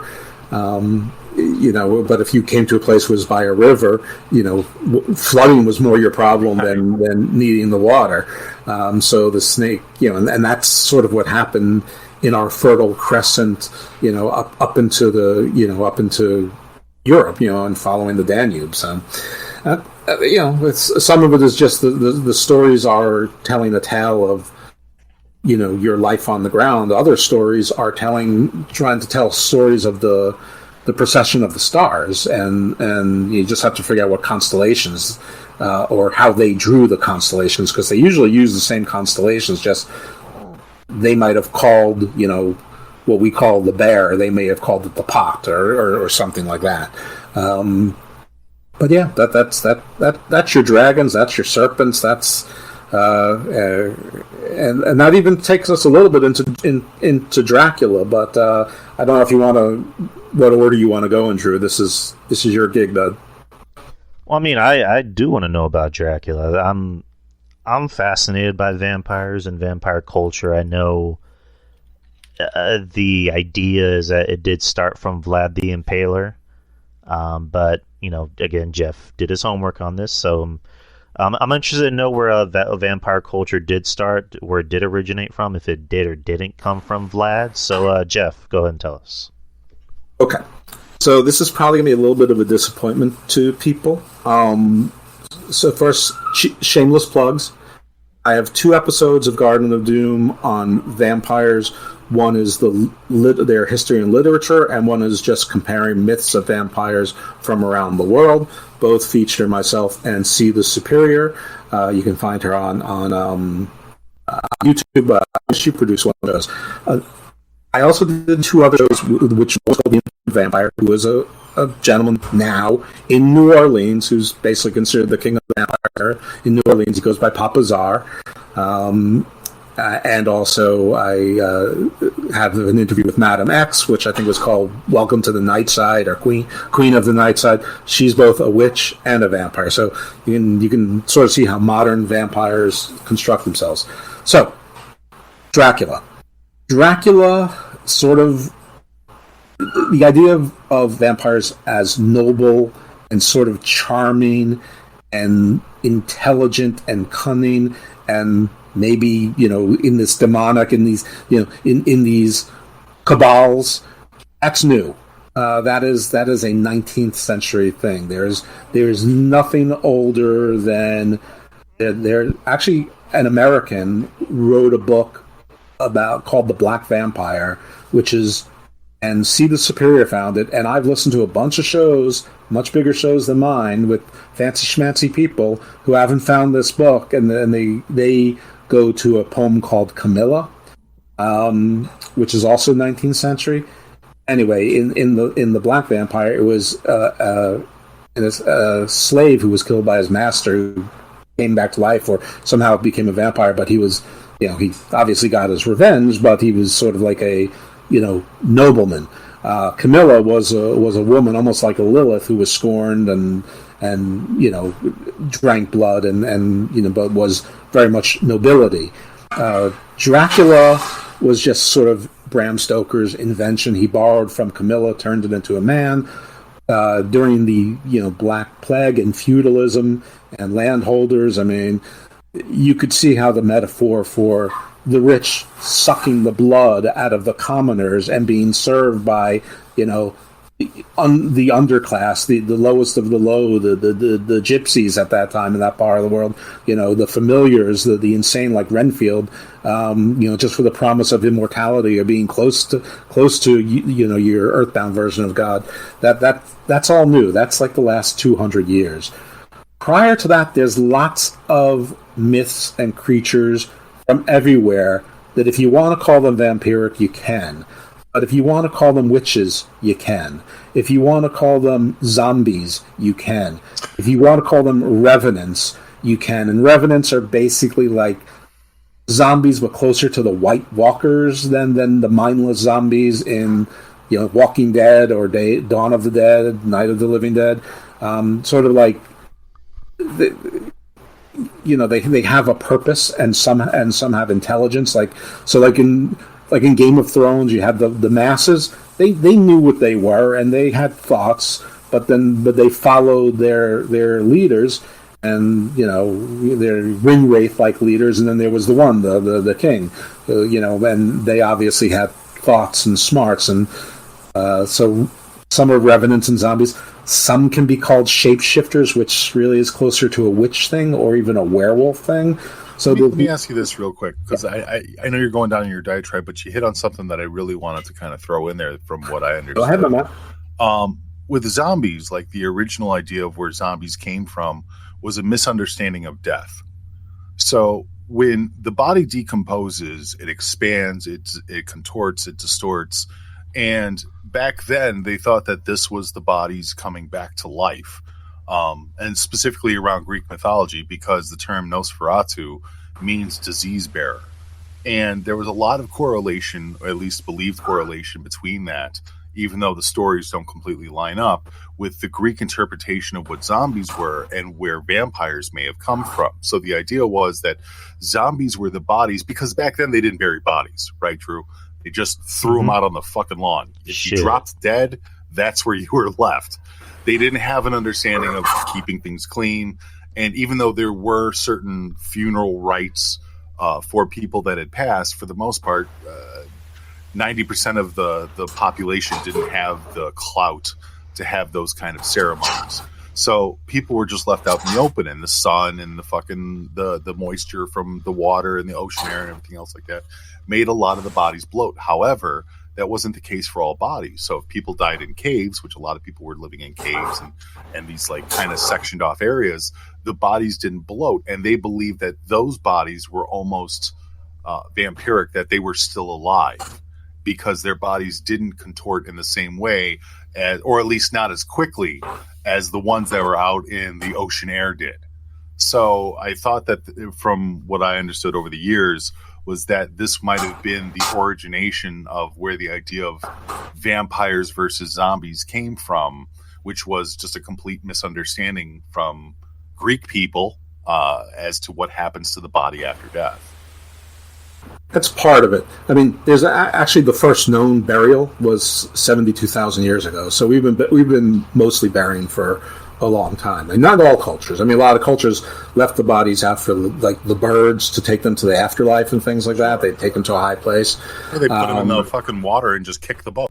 Like that too. So, the fires, somehow returning it to the earth or what have you. But leprosy is also very much associated with zombieism. So is rigor mortis. Sure. So pretty much any excuse, but also like when people fell into comas then like they do now, but since you thought they were dead or basically dead and you left them alone, they would get terrible bed sores, and you come back and one entire side of their body would be black and purple and no skin on it, and probably insects and maggots and whatever feeding on them, and then they're getting up and going, and they probably can't speak anymore, and they're like, so there's a lot of that too, but zombies, eat flesh, which includes drinking blood. Lilith, she, drank the blood of babies. So don't forget, Lilith, the mother of monsters, rejected by Adam and cast out by God, feeds into this, demon thing. She's the first demon, maybe the consort of the devil, often called, which goes back to our, QAnon stuff that's going on now, and not just in America. But there's lots of... There's from all over. There's like insects that suck blood in Africa. The ads, like spelt the same way. Well, we spelt the same way as the tool. The ads, and it has large fangs and sucks blood. I mean, maybe it was to explain malaria and mosquitoes and warn kids of those kinds of dangers. I mean, there's myths. There's the Umpirs and the Strigoi in Eastern Europe, into Russia, and into Siberia, the steppe. But I mean, they're all over the place. But none of them, if you read about them, none of them are really like the vampire, like you're thinking about, like Dracula or Blade or Underworld or whatever. That's all. This is all a very new, romanticized, modern construct of what the vampire is. So even one of the words for vampires in Greek is basically the same as the Greek word for werewolf. It's like verolokos, something like that, or verolikos, where, I mean, you can hear vera, where, lycos, lichens, you've heard lycanthropes, which, shapeshifters. So there it is. There's your vampires. But if you want more on that, shameless plugs for listening to the 2 vampire shows on the history of vampires. And if you want to hear, what modern vampires have to say about their lifestyles now, which is interesting in a different way, I commend you to those shows. I think both of them dropped during October for Halloween month. The modern day vampires. The other ones are older. One of them is probably a year ago. Before we get to the next topic, Mish, I was going to ask you, because you had mentioned how, back in the day they would just throw bodies out, like on the street, on your yard, pretty much. Yeah, like I was if you being died. a little grandiose with it, but no, I know that. But like, where did the idea, if of burying people come from? Oh no, Jeff might know better than this. I didn't even know that we buried bodies that late. I imagine that. I think it probably came from the same birth as creating things like aqueducts.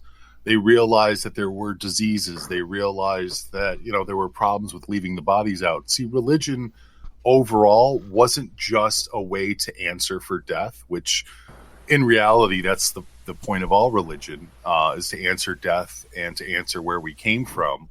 But at the same time, it was also a way to get people to kind of take care of themselves, do better for themselves. Once upon a time, science and religion were completely intertwined. I would assume that the idea for burying bodies came from wanting to be clean, and cleanliness is next to godliness, et cetera, et cetera. I think it comes from that same vein of not only is there a ceremony and almost like a reverence for the dead, which is something that is held in high regard with a lot of religions, but at the same time, it kept people from getting sick. I mean, gosh, I was just discussing this with somebody else the other day during the Black Plague. Actually, I was talking, I think it was with the missus and her kiddos and stuff, that during the Black Plague, people wanted to kill all the cats because they thought that cats were the ones spreading the actual plague, when in fact it was the rats and the mice that the cats were killing that were spreading the plague. And even at that time, because of our just misunderstanding of things, it was widely determined that rats came from dirty clothes and garbage. They didn't believe that they procreated. They believed that they literally sprang from piles of dirty clothes and garbage. Wow. And so that is what created a lot of people trying to keep the place clean. I mean, obviously you can go into the masks and everything else like that, but the plague doctors and whatnot. But the reality is it was our misunderstanding of the situation that literally got us to kill the animals that were trying to protect our asses.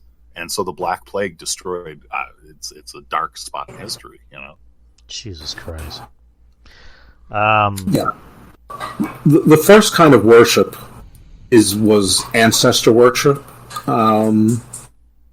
which may or may not be related to the real first kind of worship, which would have been, animism, meaning everything is life and spirit, the stars, sun, the ground, everything. But the first burials, I mean, I'm not sure what the chicken or the egg is. Part of it is exactly what Mitch said: is it caused disease. You don't want to be the disease to spread. And it was only a couple hundred years ago that some guy by accident realized that if you washed your hands, you had like 80% higher chance of successful childbirth than if you didn't wash your hands between deliveries.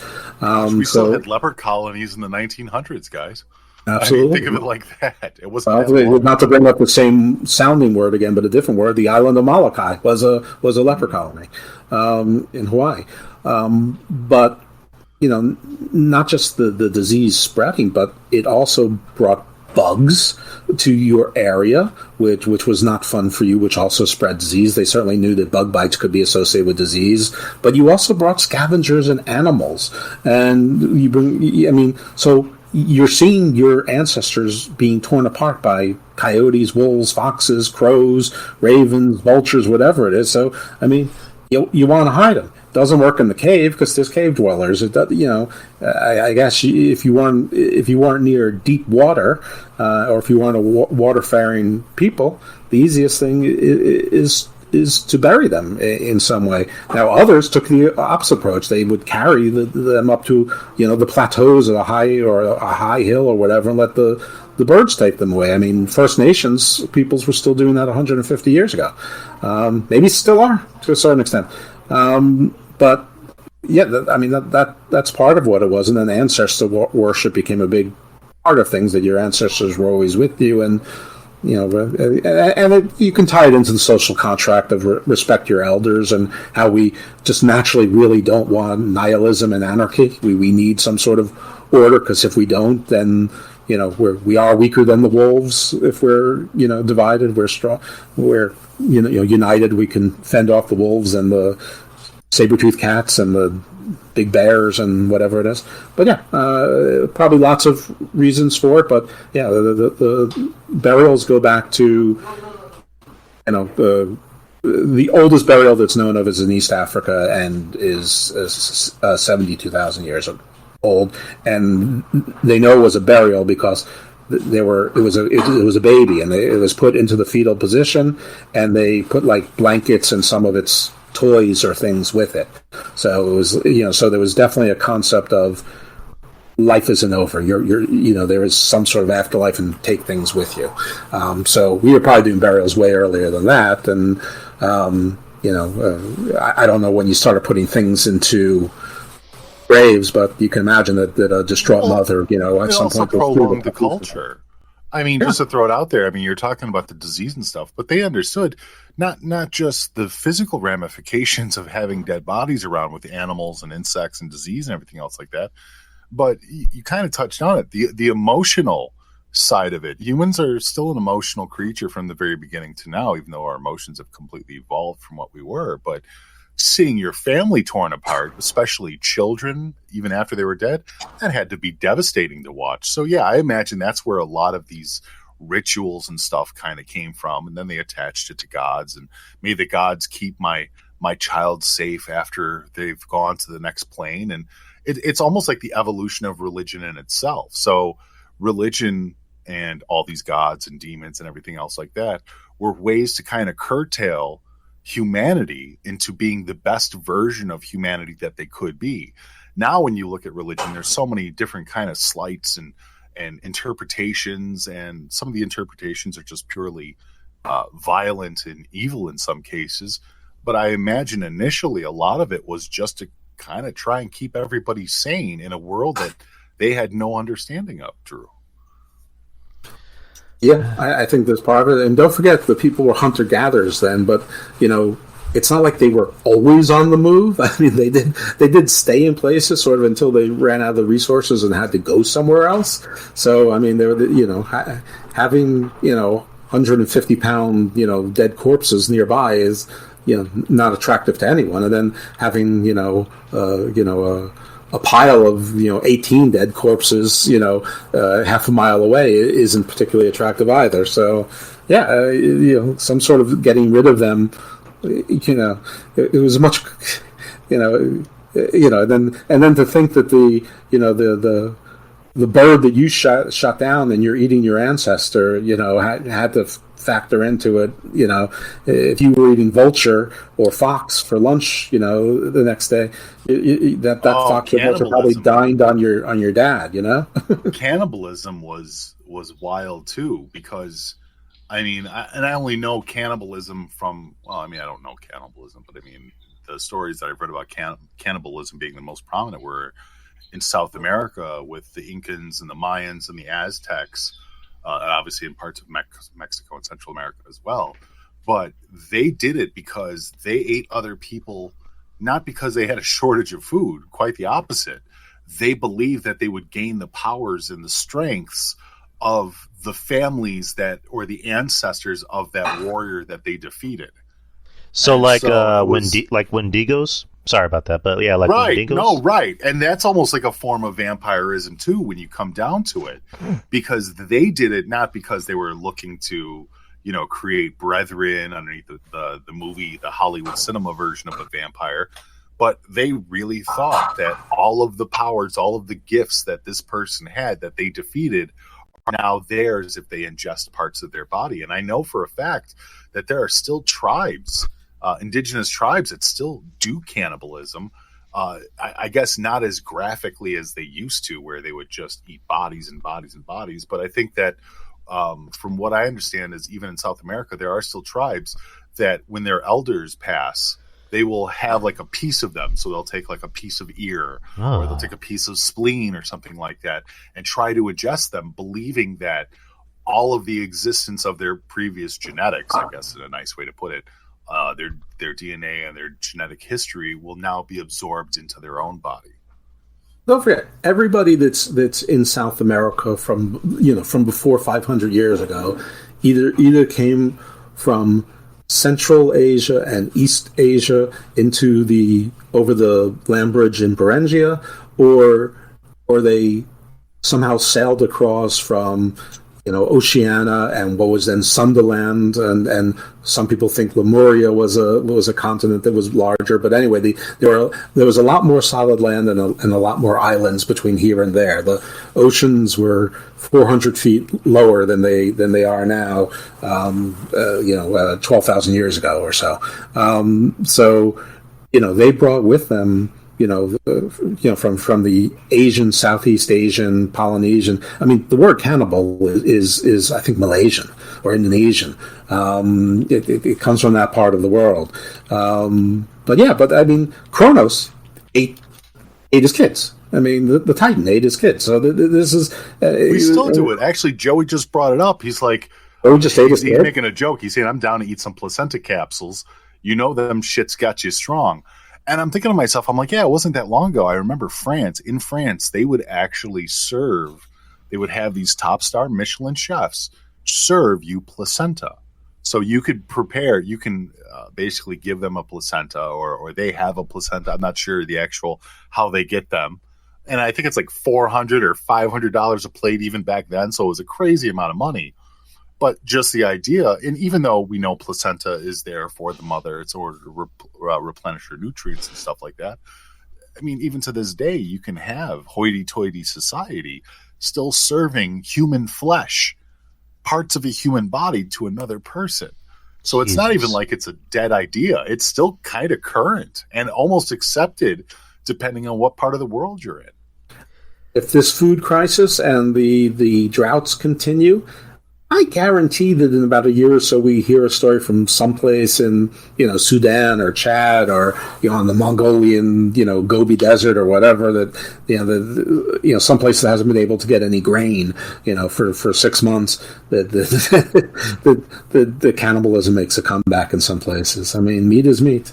There is something to the fact though that eating human flesh is not healthy for humans, like physically. Like it's like too much of the same kind of microbes and whatever. It'll make you sick. But getting sick is better than dying. I guess starving. I guess I mean, you only hear that kind of running joke with like hoity-toity rich people, like Mish said, is that in a lot of these like dark societies, you hear about celebrities, the Illuminati eating flesh, eating, the blood of or not eating, but drinking the blood of the innocent. And it's just... Let me tell you something. Crazy to think about. I know a lot of rich people, okay? I am not rich, but I know a lot of rich people. But by your definitions, 10 years ago, I was rich. By my definition, 10 years ago, I wasn't. I knew fabulously rich people. I'd never heard any of them talking about blood. I said joke. I said it was a running joke. Yes. I mean, but I want you to know just how close I am to this. I mean, literally, the house I grew up in, okay, that my parents only sold like maybe 3 years ago, okay, on my right was George Ross. If you don't know who George Ross is, watch like the first 8 seasons of The Apprentice. He's the old man that sits to Donald's right. He was his outside lawyer who became his inside lawyer for real estate. His name's George Ross. I've known him, am I 54 now? So I've known him 40x years. On my left is a family, I won't give you their name, but their son, who I know since he was born, because he's younger than me, he is, let's just say, husband, because they're legally divorced for legal reasons. He's also currently in federal prison for real estate fraud, and he was a cooperating witness in the Mueller investigation. He is Paul Manafort's son-in-law. He's married to Paul Manafort's daughter. So I am very close to this part of it, and I've never heard anyone speak about Illuminati or blood drinking or pizza places in Georgia Democrats drinking blood. And if I was going to hear it, I think I would have heard it from either side next door. Let me throw this out here to piggyback off of what we were saying just a second ago about the placenta. Apparently, it's not even in France. It is legal in California to eat placenta. Now, there are Stanford University professors that, like John Gosling, that said eating a placenta is part of the infant, no question. It's discarded after birth, but it is still human, and therefore he considers it cannibalism. But according to the laws of the California Penal Code, it is not considered cannibalism. Eating placenta is perfectly legal. So if you're really hungry and you want to try something new, head on over to California. Yummy. Well, there's also a lot of things. And a Diet Coke. And a Diet Coke, yes. But what's in there is stem cells. I mean, that's the thing. Okay, so I have a book. It will never be finished because I have no beginning. I mean, I have no middle. I have a beginning, and my beginning gets ever longer. And you would think that means that the middle is getting longer, but no. I have an end, which is short, but I have absolutely zero middle. I have no concept what to do with the middle. But it's basically shit we've been talking about. Basically, Cain was the second vampire. His mother Lilith was the first, and she's basically a mutant. And basically, their stem cells always, never matures. That they always have stem cells forever. Ask you the connection to that, because I've always been curious, and I think a lot of people understand that Cain is considered the child of Lilith, but Cain and Abel were brothers.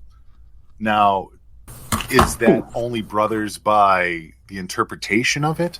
Because Abel was Eve's child. So how does that work? How did that work in the Bible? I don't even understand the connection between the two. It would be like if Drew Yari had a baby with Zelina Vega, and then Drew Yari had a baby with Eve Lopez, or Electra Lopez. No comment. And then they called them both... Here's what I found. Shh, Alexa. My stupid monitor, I'm sorry.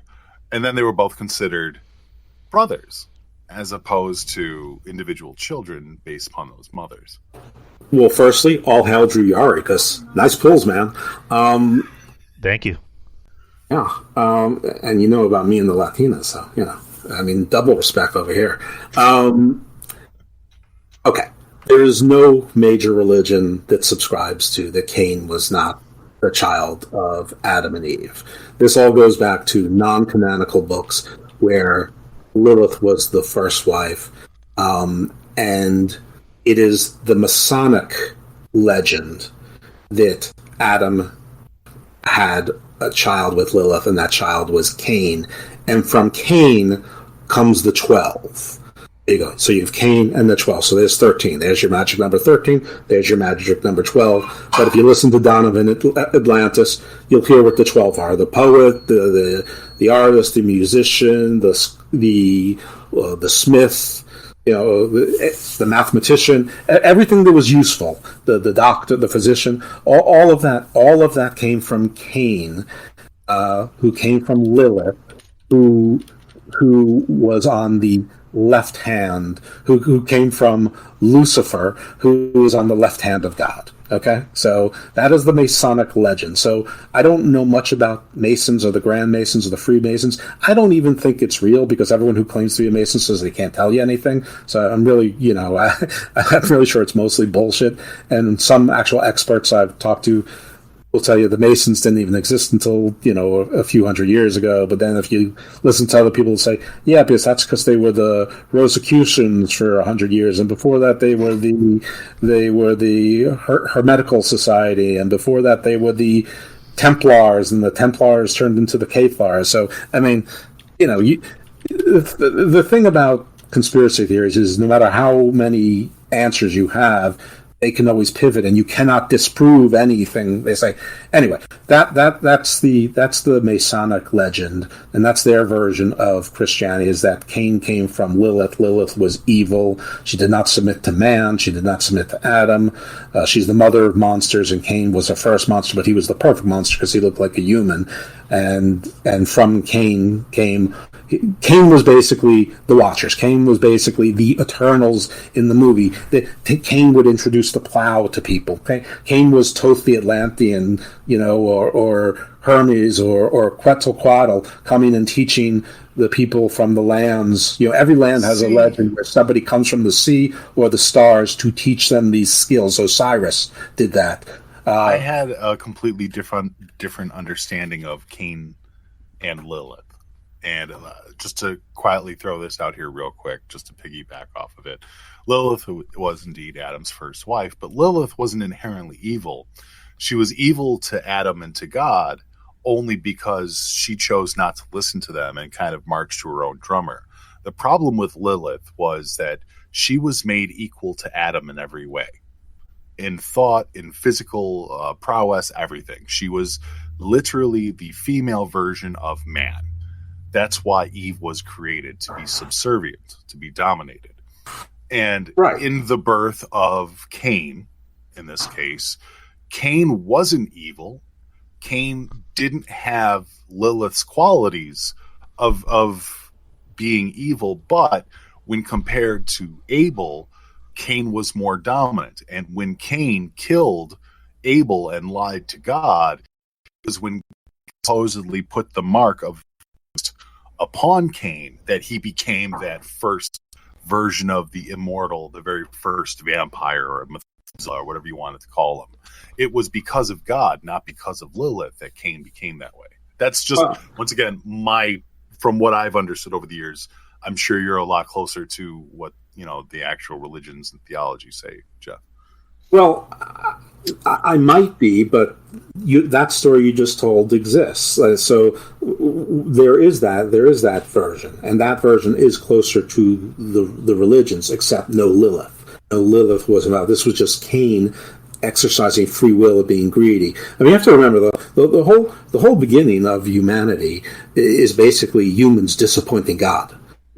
Time and time out, so much that he had to have a flood and destroy everyone, and only preserve, some of the kids, of Noah's family. And if you read the book of Enoch, Lamech, who was Noah's father, looked at Noah and he didn't look like a human baby. That he's like, that is not my son. So again, he's Nephilim. He's one of these houses. Even flows into that. And then there was the Tower of Babel, where he had to destroy again, and Sodom and Gomorrah, he had to destroy humans again. Jericho had to destroy the Canaanites again. He's by the time you get to Israelis, the Israelites, they're letting him down time and time again, and he's got to teach them lesson after lesson after lesson. So, I mean, you didn't really need the mark of Cain. That sort of came later. The mark was more. It wasn't a physical mark in the religions. It was he's banished. He was banished to the land of Nod. Again, what kind of land has a name where there's no other people, where there's goat herders? And who's herding these goats? The foxes? I don't know.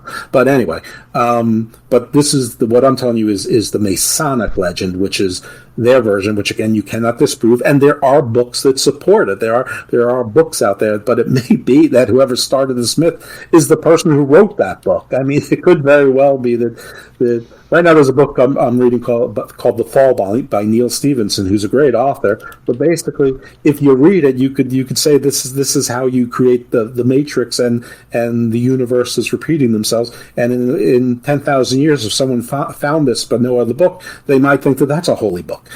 So some guy might have written it one day and said, "This is the way," and it sounds ridiculous, except when we know that there's dozens of cults right now where somebody says, "This is the way," and they get hundreds, if not thousands, of people to follow them. I mean, Jared Leto right now has a little cult. So, I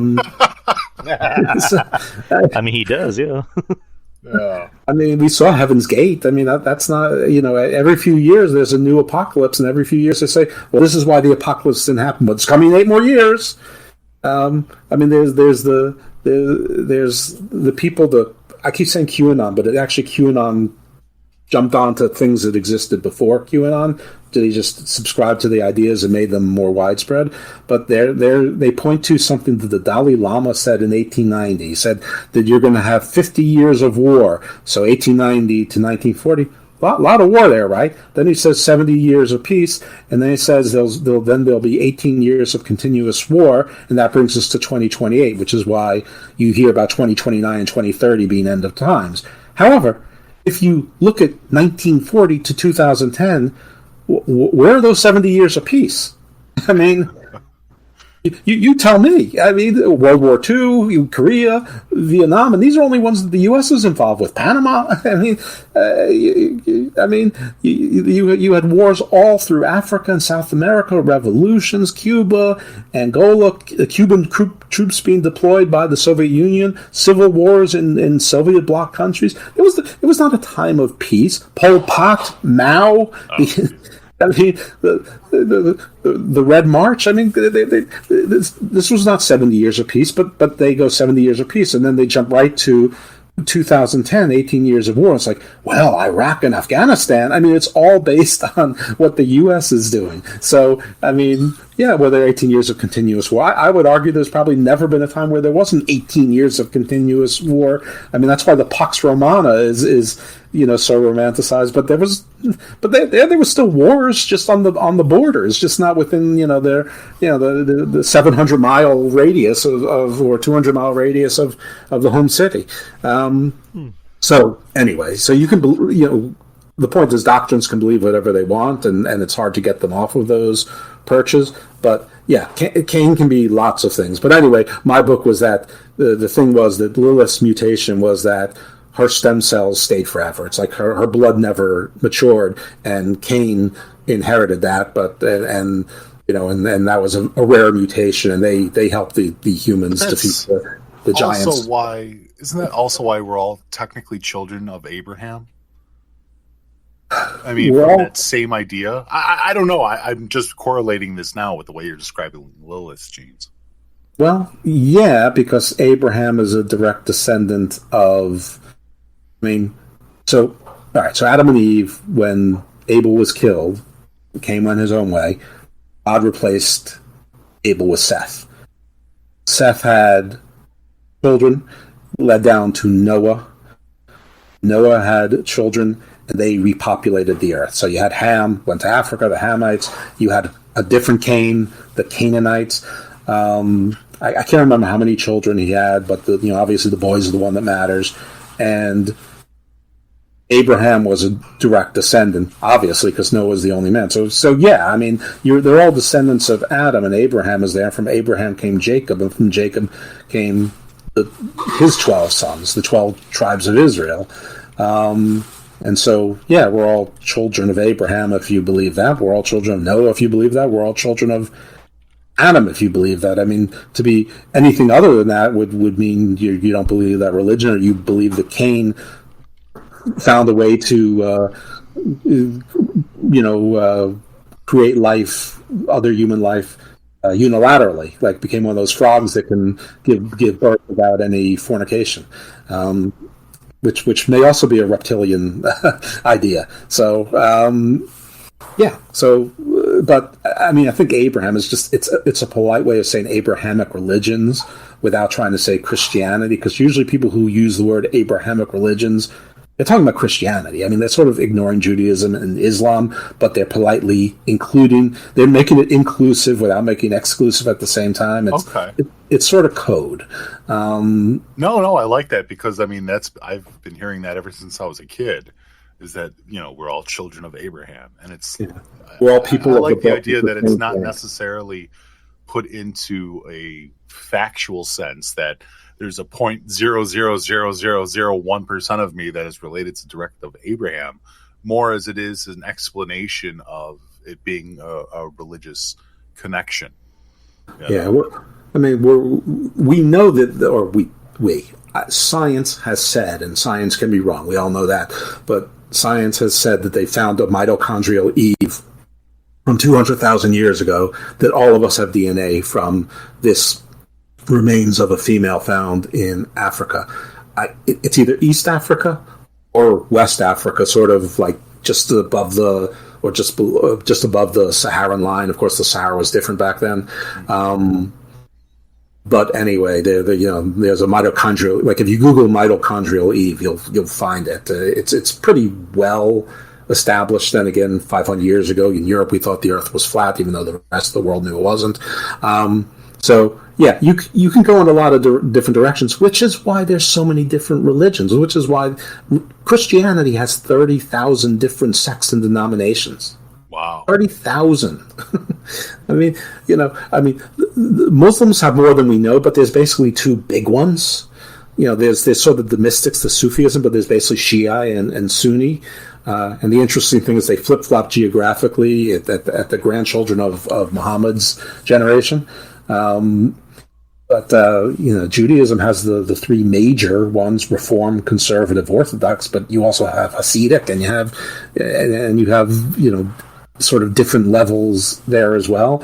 But I mean, Christianity has somewhere between 30 and 35,000 different denominations. It also depends how you define Christian. I mean, Christians don't consider the Mormons Christian, but the Mormons consider themselves Christian. So it's a little cray-cray out there. I mean, it can give you a headache. It can also be marvelous, and it can also be constant fodder for a show called The Garden of Doom. Yeah, so monsters, right? So, Drew, what are we up to? Jesus Christ. We might have to finish this on another show, but let's try to do like two more.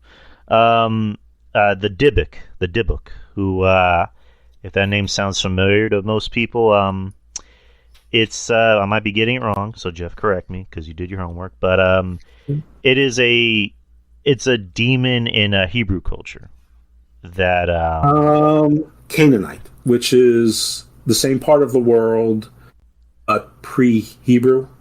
So Cain, we were talking about Noah's kids. One was Cain, a different Cain, obviously, but the Canaanites. So they populated the what we call the Levant now, the Levantine area, which is basically the southern part of Turkey, probably just past Moab before you get to like what's now Iraq, to the middle of Jordan, and about down through Israel, Palestine, whatever you want to call it, and to the Red Sea. So not Egypt. That was Canaan, and that's so Dybbuk is a Canaanite. Basically, Dybbuk is a male version of the main myth of Lilith, except not this first wife or first spouse of Athens. It's just a demon. It's a demon that is a malicious possessing spirit, maybe Nephilim. You hear that a lot. The same kind of thing, and it is the soul of a dead person, but it particularly goes after children. So again, sort of like Lilith, the child stealer. There's Lilith steals the children that aren't protected by the amulets of those three angels. I wish I could remember their names, but apparently it's still like the best-selling amulet in the world. Like that and the Evil Eye are like 1 and 2, maybe even above a crucifix. But that's Dybbuk. Is a Canaanite. We'll keep it simple. He is in Jewish mythology, but Jewish mythology and Canaanite mythology, I mean, where you can separate the two. I mean, listen, I'm part Jewish, but they tell you that the Jews will have you believe that they were Jews for 5,783 years. That's when 5,783 years and about a month and a half ago, God said the words, "Let there be light." That's what Rosh Hashanah is. Then they'll also tell you that Judaism started with where Jacob was going to sacrifice his child. I mean, Abraham was going to sacrifice Jacob because God told him to, and God said, "No, I was just testing you, but now we have a deal with all of your descendants. I have a covenant with your people." That's the birth of Judaism. It really isn't. The Jews were pagans. The people of Israel, or the 12 tribes, whatever you want to say it, Canaanites. They called themselves Canaanites until after Moses led the Exodus, or whoever led the Exodus. I've spoken to someone who said there was actually 2 Exoduses out of Egypt. Anyway, that's Canaanite. So Hebrew, Jewish, and Canaanite are largely the same thing, but the Canaanite mythology is great. You have these scary. You have your Lilith, the harpy. You have Baal, the giant goat, the big black goat, who's the fertility, but also hated castration, and anyone who was infertile was his enemy, but he was also the god of rain, and which is also fertility. But so Debuk, yeah, Hebrew, Canaanite, whatever you want to call it. It's really a time too old to limit it to one particular people, because the peoples were really named by the cities that they were associated with. So you have like if you read the Bible, you'll see millions of different. Hey guys, I gotta go. I got a guest. All right, see you. All right, Mitch. Appreciate it. Appreciate it, man. All right, bye. Birthday. The Ammonites, the Axumites, the Moabites, the Syrians, the Hittites, the Israelites, the Hebrews, So anyway, that's stupid. But simply, the book is a male demon who inhabits and takes over the souls of children. Basically, makes children naughty and ultimately kills them. Yeah, sounds about right. All right, I'm trying to keep it short for you, but yeah, so yes. All right, we got about 4 more. Since we're on the topic of, I guess, demon children things, Bagul, which is from where I got the idea. Well, not the idea, but like I saw that on the movie Sinister, which anyone's seen Sinister, good movie, good horror movie. Tell me what you were able to find about Bagul, and if Bagul was even a thing, or what it originated from. Yeah, I mean, I figured that your questions came from movies, and that's cool. Bagul is a thing. Bagul is Babylonian. So Babylon is sort of Iraq, parts of Iraq, but it went into what's now Syria, probably parts of Iran. The Babylon culture came after the Sumerians. There's some overlap, but before the Persians and the Parthians and the Chaldeans. Anyway, Bagul is a Babylonian creature, and Babylon it's basically an incubus. It's basically a male spirit who comes in to a body to have sex and procreate with a woman. So like it's sort of like bad things. Succubus is the female version of the incubus, right? So yeah, but it's a male that has sex, and then you get demon children. You can you can be possessed.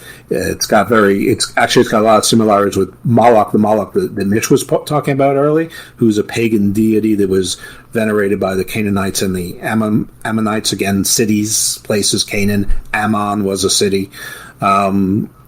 And basically, Moloch and Bagul, Middle Eastern god that requires children sacrificed by burning, oftentimes. Some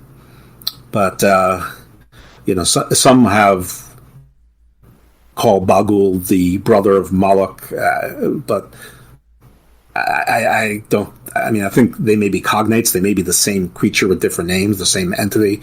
But yeah, it basically requires child sacrifice, but also can go into your body, and basically it's probably an excuse for men doing what they wanted with women. Just another excuse to be an asshole, pretty much. Pretty much. I mean, the thing is I never got to it earlier because Mish was pointing out correctly that a lot of this stuff is about Lilith was not evil. She just was not submissive to Adam. She was equal.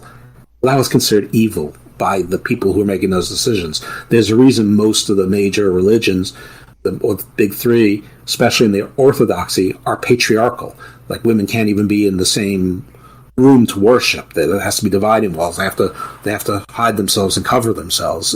It's patriarchal. So the woman not being submissive to man is evil, and some of that exists today, and it's sort of burrowed into our DNA because it's been part of it. I mean, close your eyes and say priest or rabbi, you're going to think of a man. I didn't even think about that. That's pretty nuts. We kind of talked about like Satan, Lucifer, so we can kind of. Don't forget, Eden bit the apple. Eve took the temptation from the serpent, who was never called Satan until much, much longer, much later. Well, yeah, because like do you know about a website? It's called Ranker. Yeah. It's basically like one of those like random like websites where it's like, look at the top 10 blah blah blah. There's an interesting portion on this website where like it'll tell you about like the history of the devil Lucifer, and it tells you like the differences between those names. Like they're not all the same person, like you just said. Like Satan's different, the devil's different, Lucifer's different, Beelzebub, Mephistopheles is different. There's other different names, and they all serve different purposes in hell. So that's, I mean, I don't know if you've done that. I don't know if you've done that on your show yet, but you should probably cover that. That'd be pretty cool. I'm sure that I have done. I mean, I've done shows on Lucifer. I've done shows on I've done shows on different angels and demons. I haven't done deep dives into any other than Lucifer, and even then, it sort of got it's sort of. Yeah, well, get sidetracked. That's what I do in the garden. I meander at times. So yeah, at some point I'll go more into deep dives with some of them. But sometimes it's the guests. Like sometimes I have the guests that they like me. They start talking about these other things. I mean, the way I think is largely influenced by the people I learn from, who are my guests or authors or whatever, and they sort of think and write the same way. So it's hard for me just to focus down. But like for instance, Belial, Belial, who's one of the 7 lieutenants of the Watchers, the war against God. They say he's cognate for Baal, the Canaanite god we were just talking about, the enemy of the Israelites, right? Or the Hebrews, who later became the Jews.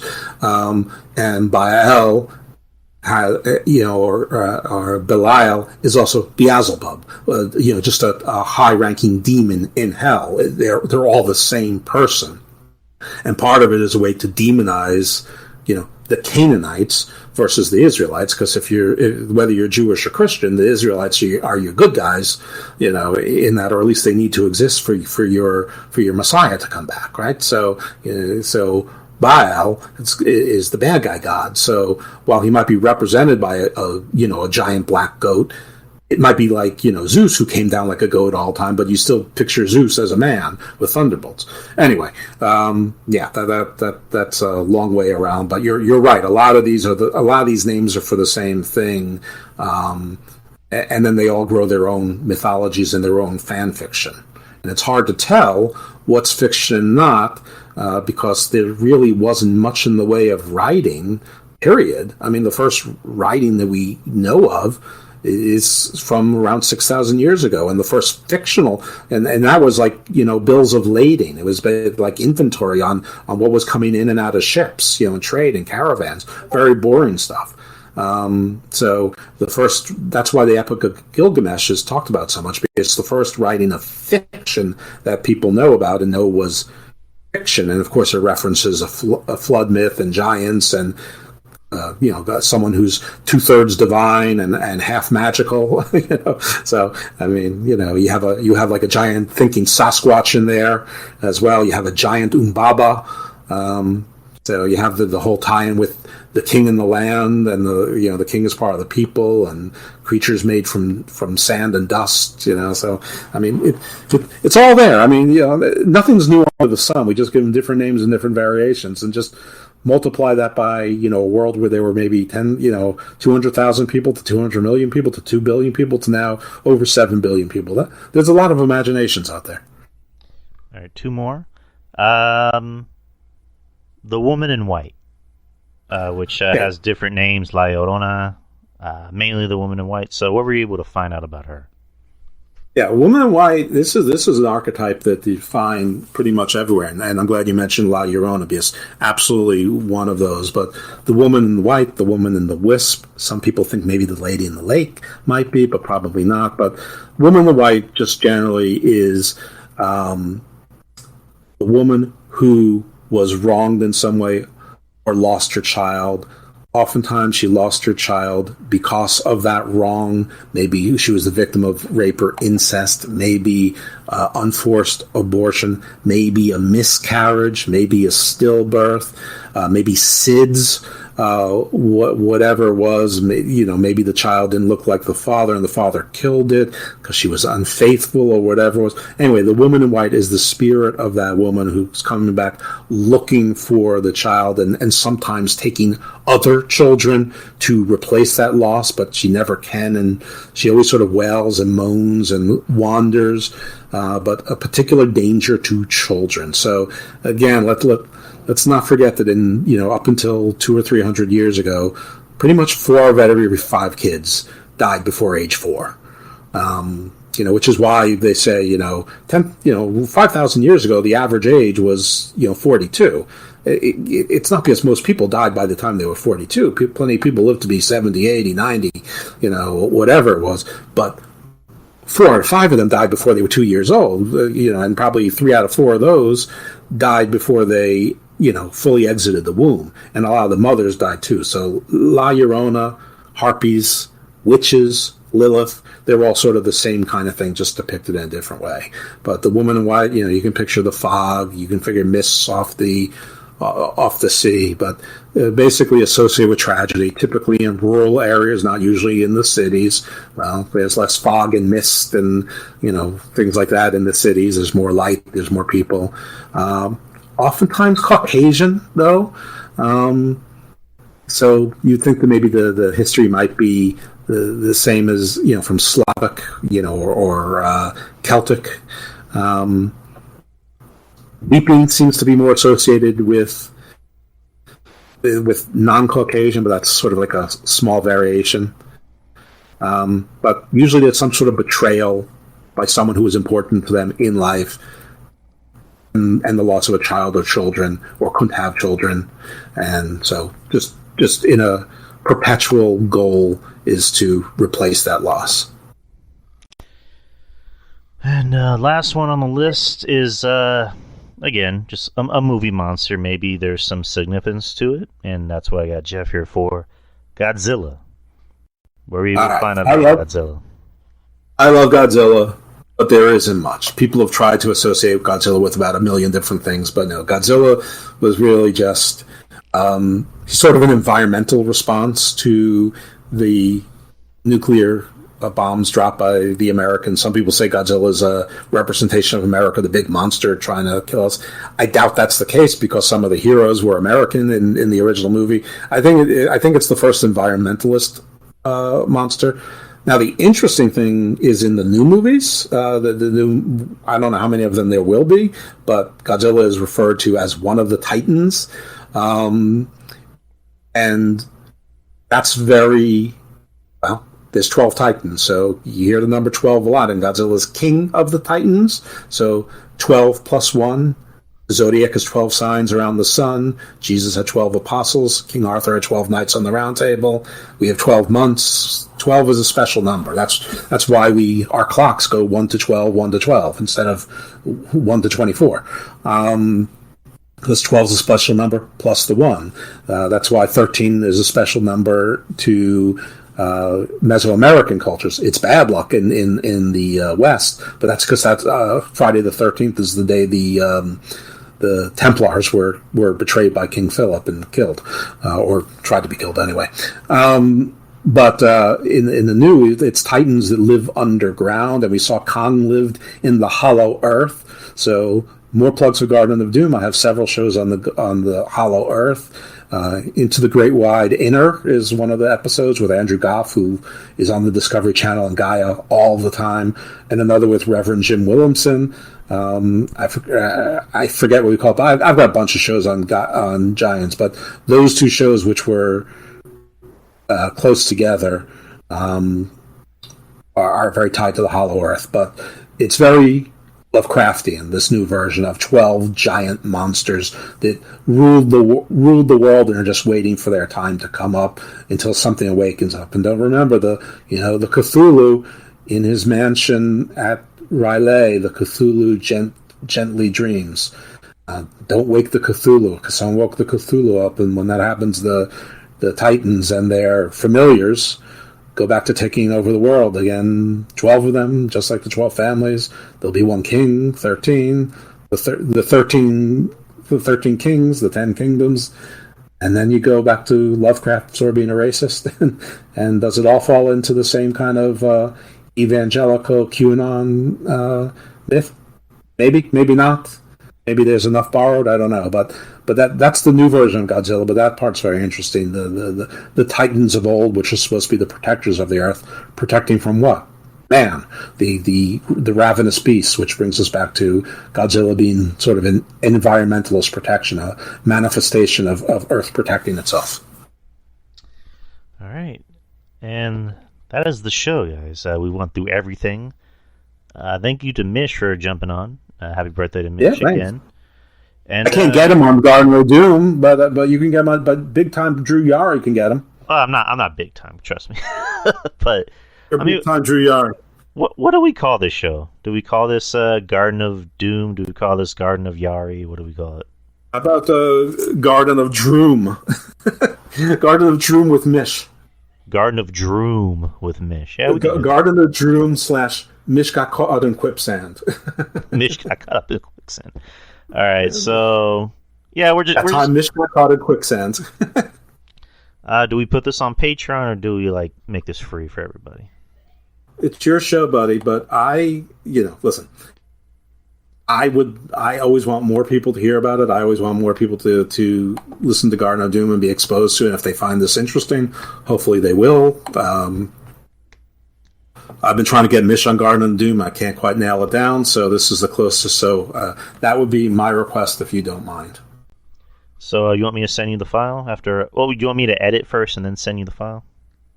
No, you can load it up as your show and just drop it under the Drew Yari show. I'm not saying I want it to be a Garden of Doom show. I just would want a wider audience than just the Patreons to be able to hear it, if possible. Tell you what, let's share it. I'll put it on my show and I'll send you the file and you put it on your show. Okay, that's fair. I can do it as a bonus show. That sounds good. All right, you heard it first, folks.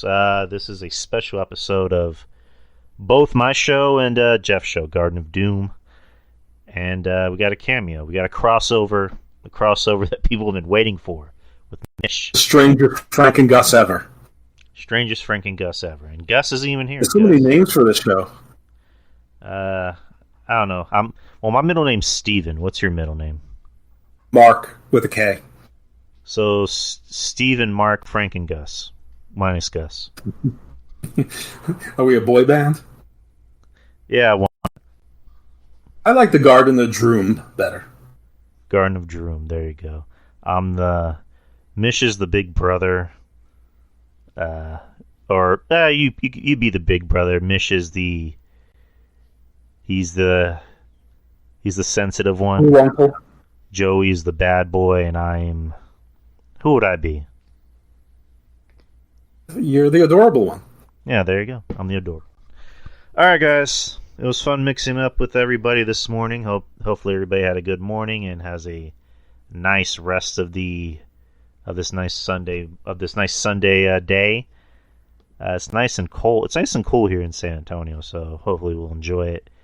But Jeff, Emma, thank you for coming on and making this show happen. Yeah, no, I'm glad I could. I'm glad we finally got this done. I'm glad I gave you the homework assignment you gave me. But if you want to hear more, first of all, follow me on Twitter if you like, at IcarusFellMD. I'm happy to interact. I do a lot of shows on the PWC network, too many, but they're mostly wrestling. So if you want to get a perspective with me and Jimmy T, sometimes Chris Am, sometimes Michael Jargo, sometimes Sexy Time Kevin Panetta. I also did commentary for Dollar Wrestling Club at their event Mischief Night. It's on YouTube. It's actually pretty funny. My wrestling podcast, Hammerlock Hangover with Steve Pena. You can find that on the Wrestling Soup Network and the PWC, BW Hustle, among other places. Garden of Doom, you just got a taste of the Garden of Doom. So I don't think I need to really tell you if you like this show or you found it interesting and you want to learn more things like this from people smarter than me, who made me sound smarter than I am, or stupider than I used to be. I don't know. Maybe, but at least more interesting. Check out Garden of Doom. You can find that on the Wrestling Soup Network and the PWC and the PW Hustle and the Hameen Media Group. probably other places too that I can't think of. Garden Views is its sister show. That's more topical, legal science, a lot of space law. We did the law of cannabis. So, very, very much more grounded than Garden of Doom, but it's still me. There's some random interviews there too. All the retired chief of New York City Police Department detectives who his team solved the Son of Sam, the original World Trade Center bombing, the Belt Parkway incident, some high-profile assassinations, things like that. Got him on his 90th birthday party day. So there's also some interviews there, but yeah, a lot of stuff there. And of course, once every month to 2 months, I'm on Drew's show, either for this Patreon show that we do together, and every now and then I pop on his regular show when I can, though it conflicts with Dynamite and oftentimes doing the PWC skirmish, which is where we cover Dynamite, oftentimes after the show. So but there's me. I mean, I don't know anyone who's listening to this who doesn't know where to find me, but in case you didn't, now you do. If you didn't know, now you know. Oh, you didn't know? And you know where to find me. Like I said, I've had a busy week in podcasting. So Patreon, it's $5 a month. If you didn't already know, $5 a month. It's a good deal. I don't think you get charged fully $5. I think you get maybe charged like $3.80 something. So you don't have to pay too much. You get shows I do with Jeff here on Patreon, From Our Lips to Your Ears. I do a show with RJ, which is already up. We hadn't done one in a while, so we just did one just covering all the news going on in Marvel, and every now and then we talked a little about wrestling. I do a show with Ruben called Culture Attack, which we just did one not too long ago, so listen to that one. And you'll get the ad-free version of the regular show that you hear on Wednesday on there. No ads, just uncut, completely the way I intended it. And also, again, the new show, the Wednesday show is already up, so listen to that. The Q&A show for the month of November. We just did that last night. It's already up. You're gonna want to listen to that. That one's a funny one. Like I was laughing so hard I was crying. Like it was that funny. I couldn't breathe. I do that with Justin, who's been a part of the family since July, I believe. Yeah, July.